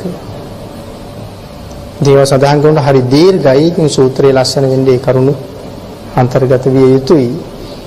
ඉතින් කතාවක් යනවා දෙන්නත් එක්ක. අයියා කියනවා මල්ලි ඔයා ගෙදර ඉන්නවද? මම ගෙදර ඉන්නද? අපි දෙන්නගෙන් එක්කෙනෙක් මහාන වෙන්න ඕනේ. මෙයා කියනවා අයියේ මට බෑ. මං හරීම සුකුමාලයි. ඉතින් මං ගෙදර ඉන්න. මට මහානකම බෑ. ඒ වෙලාවේ අයියා කල්පනා කරනවා බත් උපදින්නේ කොතනින්ද කියලා දන්නේ නැති මගේ මලයා ගොවිතැන් කරලා කොහේ ජීවත් වෙන්නද? මෙයා දන්නේ බත් උපදින්නේ කොහෙද කියලා. මෙයාට යාළුවෝ 3 දෙනෙක් ඉන්නවා. මේ යාළුවොත් එක්ක ඉන්න වෙලාවේ දවසක් මේගොල්ලෝ බත් උපදින තැන ගැන කතාව. එක යාළුවෙක් කියනවා බත් උපදින්නේ අටුවේ. දැන් මොකද එයා දැකලා තියෙනවා අම්මා අටුවෙන් වී ගන්නවා. මෙයා කල්පනා දැන් බත් ඉපදිලා තියෙන අටුවේ. අනිත් එක්කෙනා කියනවා නෑ බත් උපදින්නේ අටුවේ නෙමෙයි. එයා දැකලා තියෙනවා අම්මා මුට්ටියෙන් බත් බෙදනවා. මෙයා කියනවා බත් උපදින්නේ මුට්ටියේ. දැන් එයා තර්ක කරනවා. දැන් අනුරුද්ධ කුමාරයා ওই දෙකම දැකලා නෑ. එයා හැමදාම දැකලා තියෙන පිඟානට බෙදලා දෙන කෑම එක. මෙයාගේ කල්පනාව පිඟාන හොදලා දුන්නාම පිඟානට කෑම උනනවා. නැත්නම් පිඟානෙන් කෑම හැදෙනවා කියලා. මෙයා තර්කයක් කරනවා නෑ ඔය දෙන්නම දන්නේ බත් උපදින්නේ තැටියේ. මේක අහගෙන තමයි අයියා කල්පනා කරන්නේ බත් හැදෙන හැටි දන්නේ නැති මගේ මලයා කොහොම ගෙදර ඉඳලා ගොවිතැන් කරන්නද කියලා. ඊට පස්සේ අහනවා අයියේ ගෙදර ඉඳලා මම මොනවද කරන්න ඕනේ? ඒ වෙලාවේ කියන ඉතින් කුඹුරු හාන්න ඕනේ, මඩ කරන්න ඕනේ, නියරවල් මඩ තියන්න ඕනේ, වී ඉහින්න ඕනේ, ගොයන් කපන්න ඕනේ, කොළ පාගන්න ඕනේ, බැත ගෙනලා අටුවට දාන්න ඕනේ, ඒව රකින්න ඕනේ. භාගයක් කියාගෙනවද කියන ඇති අයියේ උඹම ගෙදර හිටපන් මම මහාන වෙනවා කියලා අනුරුද්ධ කුමාරයා එහෙම තමයි පැවිදි ජීවිතයට යන්නේ. ඉතින් එහෙම ආපු රහතන් වහන්සේ තමයි Tamante එදා පිහිට වුණා. කවුද අර පඬිත සාමණේරයෝ රහත් වුණාට පස්සේ බලන රහත් වෙන්න කලින් සක්වලවල් දහසක් බලන්න පුළුවන් 이르දියක් ලැබෙනවා. මේ 이르දියත් එක්ක තමයි රහත් වෙලා බලන්නේ මට මෙතෙන්ට එන්න පිහිට උනේ කවුද කියලා. කල්යාණ මිත්‍රයන්ගේ සම්බන්ධ ගොඩ නැගෙන හැටි. එතකොට දකින්නවා එදා මං අන්න භාර නම් දුගියා වෙලා ඉන්න කාලේ සුමන සිටුවරයා දුන්න බත් පිඟාන පසේ බුදු පියාණන් වහන්සේට දන් දීලා තමයි මම මෙතෙන්ට ආවේ. එහෙමනම් සුමන සිටු දැන් කෝ කියලා බලනවා. දැන් මම සංසාර ඉවර කළා, මට උදව් කළේ ඔහුනේ. මෙතන භාග්‍යතුන් වහන්සේ කල්යාණ මිත්‍රත්වයේ දේශනා කරනවා. ජීවිතේට වතුර උගුරක් දුන්නා නම් යම් කෙනෙක් මුළු ජීවිත කාලෙම ඔහු අතාරින්න එපා කියලායි බුදු පියාණන් වහන්සේගේ දේශනාව. අපට ඕක ටික දවසයකට අමතක වෙනවා. නමුත් භාග්‍යතුන් වහන්සේ දේශනා කරන්නේ වතුර උගුරක් දුන්නා නම් අමතක කරන්න එපා කියලා. ඉතින් ඒ නිසා තමයි මේ අති උත්තමයේ සංසාරිකුවක් මේ හොයන්නේ. බලනවා කෝ සුමන සිටු කොහෙද ඉන්නේ. එතකොට තමයි දකින්නේ ඈත ප්‍රදේශයක මහා මුණ්ඩනම් සිටුවරේකට දාව සුමන චූල සුමන පොඩි පුතානේ මහා සුමන ලොකු එක්කෙනා චූල සුමන නමින් ඉපදිලා ඉන්නවා. නමුත් පින් තියෙනවා. මට පිහිට වෙච්ච කෙනාට දැන් පිහිට වෙන්න මට හොඳටම හැකියාව තියෙනවා කියලා තමයි මහා මුණ්ඩ සිටුතුමා හොයාගෙන යන්නේ. ගිහිල්ලා වස්වසලා මේ පිහිට වෙන්න තමයි මේ ගිහිල්ලා අර රවුම හදලා තියෙන්නේ නෑ මහා සුමන මට එපා කියලා කියන්නේ ඒකයි. ඉතින් කෙස් බානකොට රහත් වෙනවා. අවුරුදු 7යි වයස. ඉතින් මේ දෙන්න දැන් ආපහු මේ ප්‍රදේශයෙන් යනවා. යනකොට මග විවේක ගන්නවා. එක දවසක් විවේක ගන්න තැන බුදු පියාණන් වහන්සේ වඳින්න යන්නේ. විවේක ගන්න වෙලාවේ අනුරුද්ධ ස්වාමීන් වහන්සේට බඩේ අමාරුවක් හැදෙනවා. මේක දකින්න පොඩි ස්වාමීන් වහන්සේ අවුරුදු 7යි වයස. මේක දැකලා අහනවා ස්වාමීනි අපහසුයෙන් වාගේ ඉන්නවා. ඔව් සාමණේර මගේ කුස ටිකක් කියනවා. ස්වාමීනි වෙනදත් හැදෙනවද කුස එකක්ම? වෙනදත් හැදෙනවා සාමණේර. එදාට මොනවද ඔබ වහන්සේ ගත්ත බෙහෙත්? සාමණේර අනෝතප්ත විලෙන් පැන් ටිකක් තිබුණොත් මේක සනීප වෙනවා. එහෙනම් ස්වාමීනි මං ගේන්නම් කියනවා. පුළුවන් නම් අරන් එන්න කියලා කියනවා. රහත් වෙලා ඉන්නේ අවුරුදු 7න්. ඒ වෙලාවෙම පැන් කෙන්ඩි අරගෙන අහසට පැන නැගලා අනෝතප්ත විලට යනවා. හිමාලය මුදුනේ තියෙන අනෝතප්ත විල අපිට පේන්නේ නැහැ. 이르දිමතුන්ට විතරයි පේන්නේ.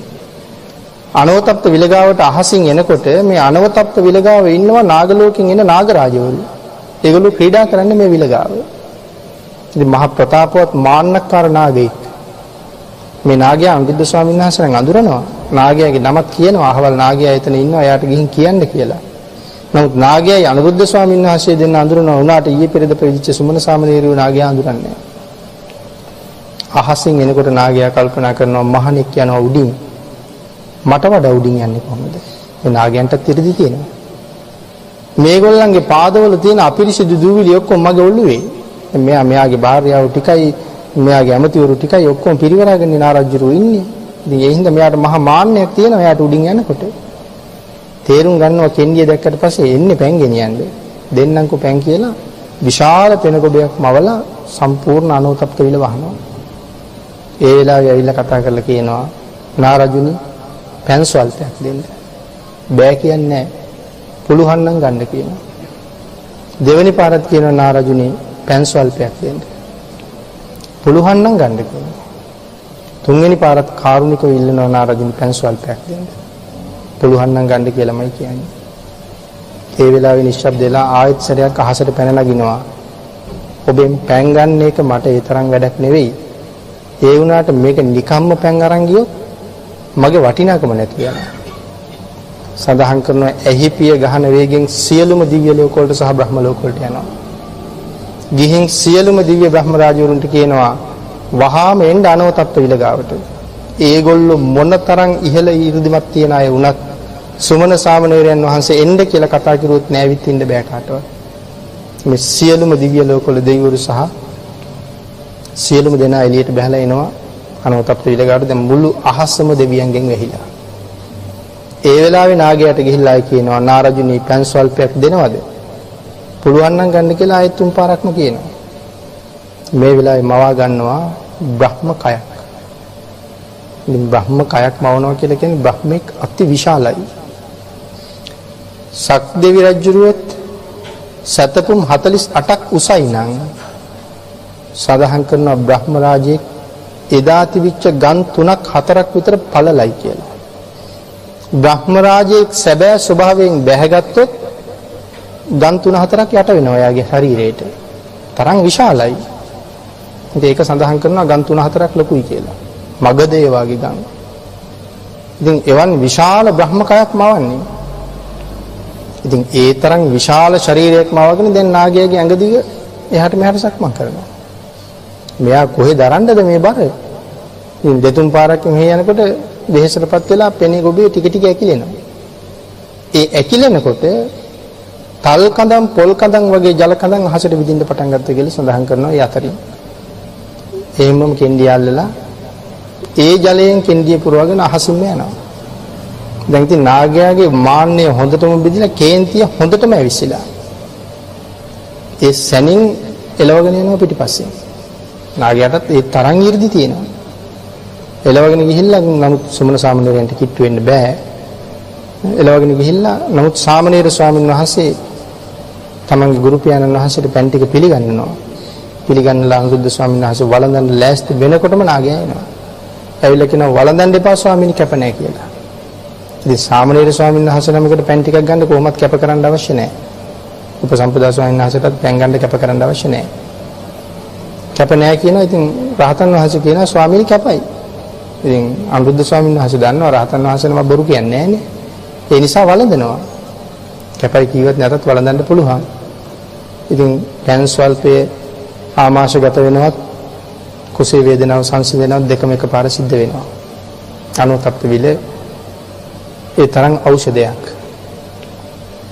ඉතින් කුස සනීප වෙනවා. දැන් නාගයාට කේන්ති දැන් රහතන් වහන්සේට කියපු දේ අහුවෙත් නැහනේ.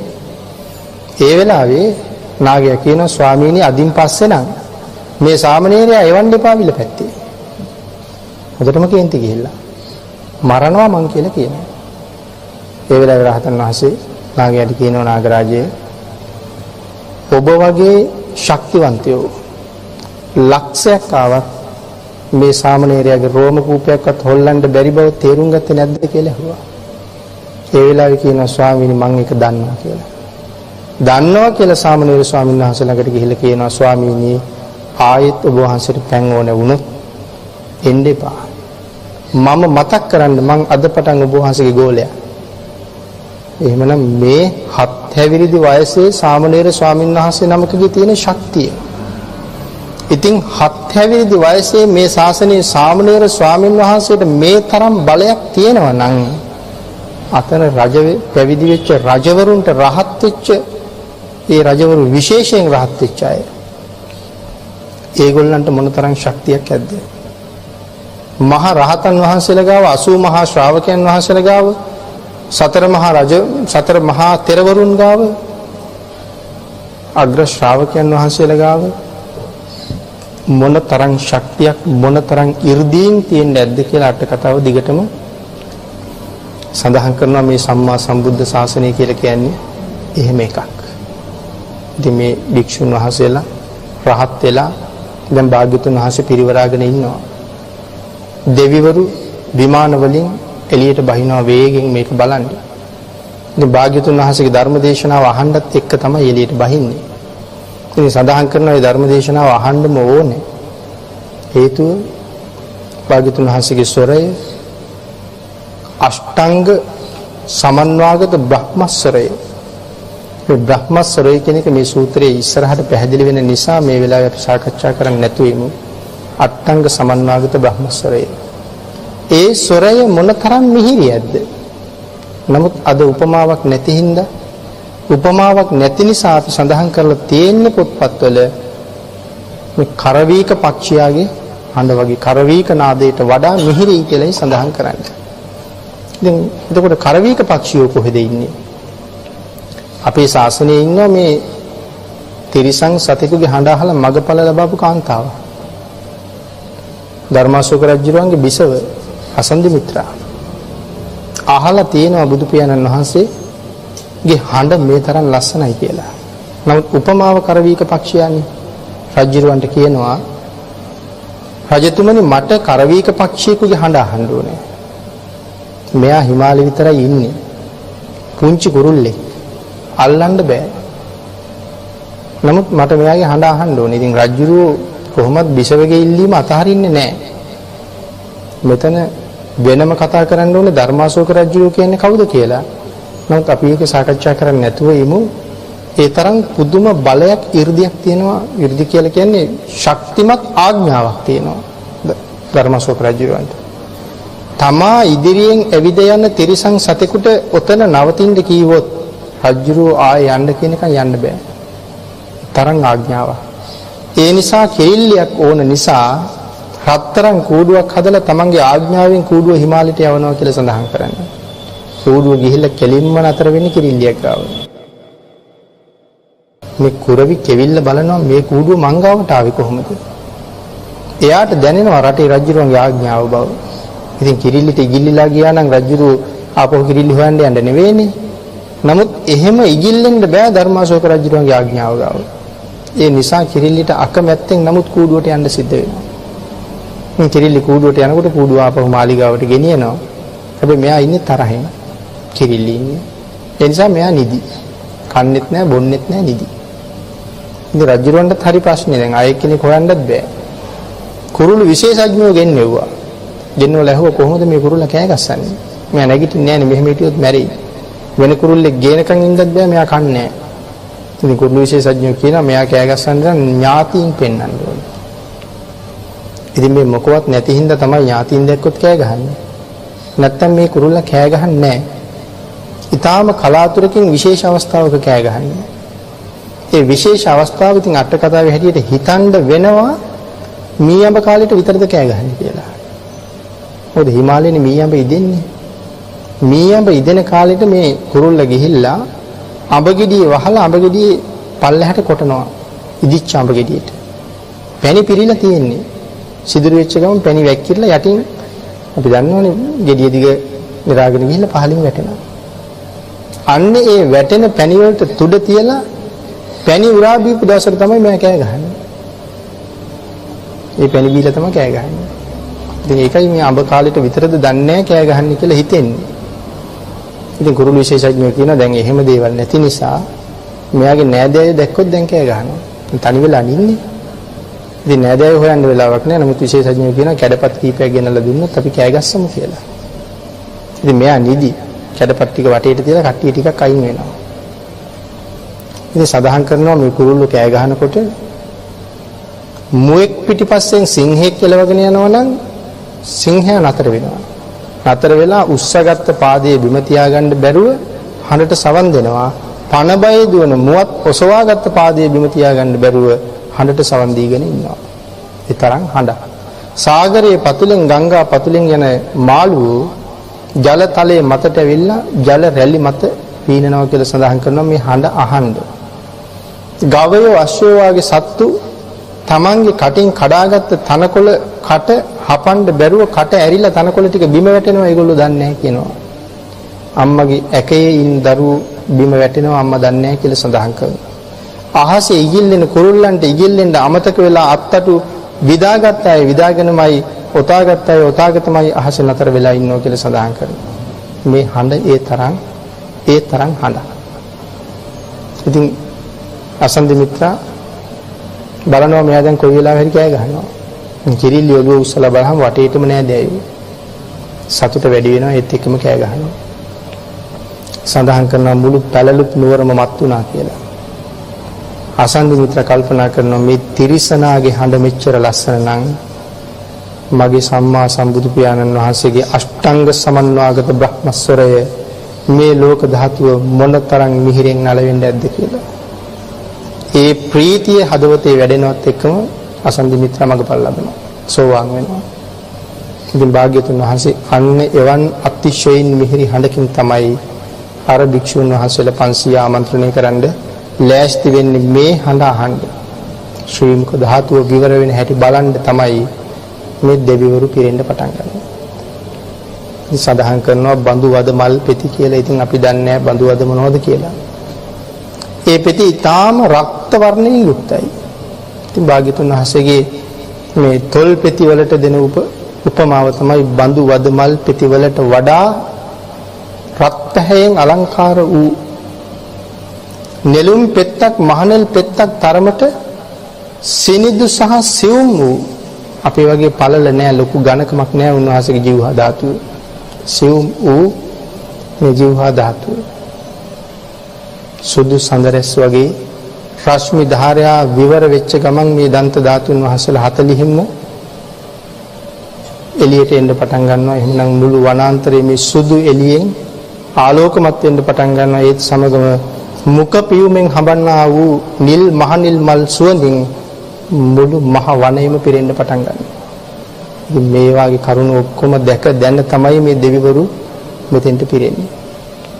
එහෙම පිරෙන දෙවිවරු දිගින් දිගට එන්න පටන් ගන්නවා. සීමාවක් නැහැ දෙවිවරුන්ගේ පැමිණීම. ඉතින් අපි වර්ණනා කරන්න තියෙන කොටස මදකින් අතර කරලා අපි එතකින් සීමා කරමු කිව්වා. එහෙනම් මේ දෙවිවරු දැන් එළියට බහින්න පටන් ගන්න තියෙන්නේ. ධර්මදේශනාවට තියෙන කාලයත් නිමා වෙලා තියෙන නිසා ඊළඟ දේශනාවේදී භාග්‍යවතුන් වහන්සේ කොයි විදිහටද මහා බ්‍රහ්ම රාජයෝ 4 දෙනෙක් එනවා මෙතෙන්ට අපි වෙනම ගාථා 4කින් භාග්‍යවතුන් වහන්සේට ආමන්ත්‍රණය කරමු කියලා. ඒ ගාථා 4න් ආමන්ත්‍රණය කරන තැන ඉඳලා ඊළඟ දේශනාවේදී අපි දේශනාව ආරම්භ කරන්න කල්පනා කරමින් මේ තරම් ආශ්චර්යමත් වූ තථාගතයන් වහන්සේගේ මේ අති උතුම් සූත්‍ර දේශනාවේ නිදහණය සහ ඊට සම්බන්ධ ධර්ම සාගරයක්සේ පිරෙන තථාගතයන් වහන්සේගේ එක ධර්ම දේශනාවක්. ඒ සඳහා අපි මේ කරුණු කීපයක් එකතු කළේ මෙතරමටම ඒ භාග්‍යතුන් වහන්සේගේ දේශනාව මෙතරමටම නෙමෙයි. ඒ භාග්‍යතුන් වහන්සේගේ දේශනාව අතිශය ධර්ම කාරණා වලින් පිරීලා තියෙනවා. ඒක සඳහන් කරනවා ඇල්ලක් ගලනවා වගේ කියලා දේශනාව පටන් ගත්තාම ධර්මයේම තමයි හැම වචනයක්ම ශ්‍රී මුක ධාතුවෙන් ගලා හැලෙන හැම වචනයක්ම චතුරාර්ය සත්‍ය ධර්මයේ කුළු ගන්වන වචන. ඉතින් සමහර කෙනෙක් අහනවා මේ ඔබ වහන්සේලා ධර්ම දේශනා නම් කරනවා තමයි ඒ වුණාට චතුරාර්ය සත්‍ය ගැන කියන්නේ නැහැනේ කියලා. ඉතින් භාග්‍යතුන් වහන්සේගේ ධර්මයේ හැම වචනයකම චතුරාර්ය සත්‍ය ධර්මයේ තමයි තියෙන්නේ. ඒක අවබෝධ කරගන්නයි තියෙන්නේ. එක වචනයක් ප්‍රමාණවත් රහත් වෙන්නේ. දාරුචීරිය රහත් වෙන්නේ වචන දෙකයි අහන්නේ. ඉතින් මේ එක වචනයක තියෙනවා අපි සංසාරයෙන් එළියට අරන් යන ක්‍රමය. එහෙමනම් ඒ අති උත්තමයන් වහන්සේගේ දේශනාව මොනතරම් දහම් සාගරයකින් පොහොසත් ඇද්ද? ඒ නිසා මෙතෙක් වේලා සද්ධර්ම ශ්‍රවණය කරපු පිරිස හරි වීර්යවන්ත පිරිසක්. ඔබ වාඩි වෙලා සද්ධර්ම ශ්‍රවණය කරනවා කියන එක මම හිතන්නේ එක දිගටම වාඩි වෙලා ඉන්නකොට වීර්ය වඩනවා කියන එක හරි අමාරු වැඩක්. ආරබත, නික්කමත, යුඤ්ඤත ආරම්භන්න පුළුවන්. මගට පවත්වාගෙන යනකොට ඒ වීර්ය බිඳෙනවා. අගට මොකවත් නැහැ. නමුත් අපි මේ පිරිස ආරම්භුවා වගේම මුලත් මැදත් අගත් ආගෙන හිටියේ සංසාරේ භාග්‍යතුන් වහන්සේ දැකලා තියෙන පුරුද්ද නිසා. ඒකටයි මේ ශක්තිය අපට එන්නේ. භාග්‍යතුන් වහන්සේ ළඟ බණ නැහුවට අපි සංසාරේ බණ අහලා තියෙනවා. අපිට භාග්‍යතුන් වහන්සේගේ දේශනාව අපි වෙන සතෙක් වෙලා හරි අහන්න ඇති. ඒ පුරුද්ද තියෙන නිසායි අපිට මේ පටන් ගත්ත වීර්යයෙන් ඒ විදිහටම බණ අහන්න පුළුවන් වෙන්නේ. ඒ නිසා මේ පිරිස එකම ඉරියව්වෙන් සද්ධර්ම ශ්‍රවණය කරලා රැස් කරගත්ත අති උතුම් කුසලය ධර්ම ප්‍රීතියෙන් ධර්මයේ ශ්‍රවණය කරලා ලබාගත් අති උතුම් කුසලයෙන් මේ වෙනකොට පොහොසත්. ඒ උත්තරීතර කුසලය මහා කල්ප 8ක් කියලා සඳහන් කළා දෙහත්වට්ටිය පිළිගැන්වීම. මේ වෙලාවේ ශ්‍රවණයයි දානයයි ආරාධනාවයි සියල්ල එකතු කරගෙන ඉඳන් සංසාරේ රැස් කළා මහා පුණ්‍ය ගංගාවක්. ඒ කුසලයෙන් පොහොසත් අපි මේ වෙලාවේ රැස් කරගත්ත සියලුම පුණ්‍ය සම්භාර ධර්මයන් වහ මේ දුකින් පිරිච්ච සංසාර සාගරයෙන් එතරට යන්න කල්යාණ මිත්‍රයන් මුණ ගැහෙන්න කල්යාණ මිත්‍රයන්ගේ අවවාද අනුශාසනා වලින් ජීවිතේ පෝෂණය කරගන්න අපට ශක්තිය ධෛර්යය වාසනාව උදා කරත්වා කියලා සාදු කියලා ප්‍රාර්ථනා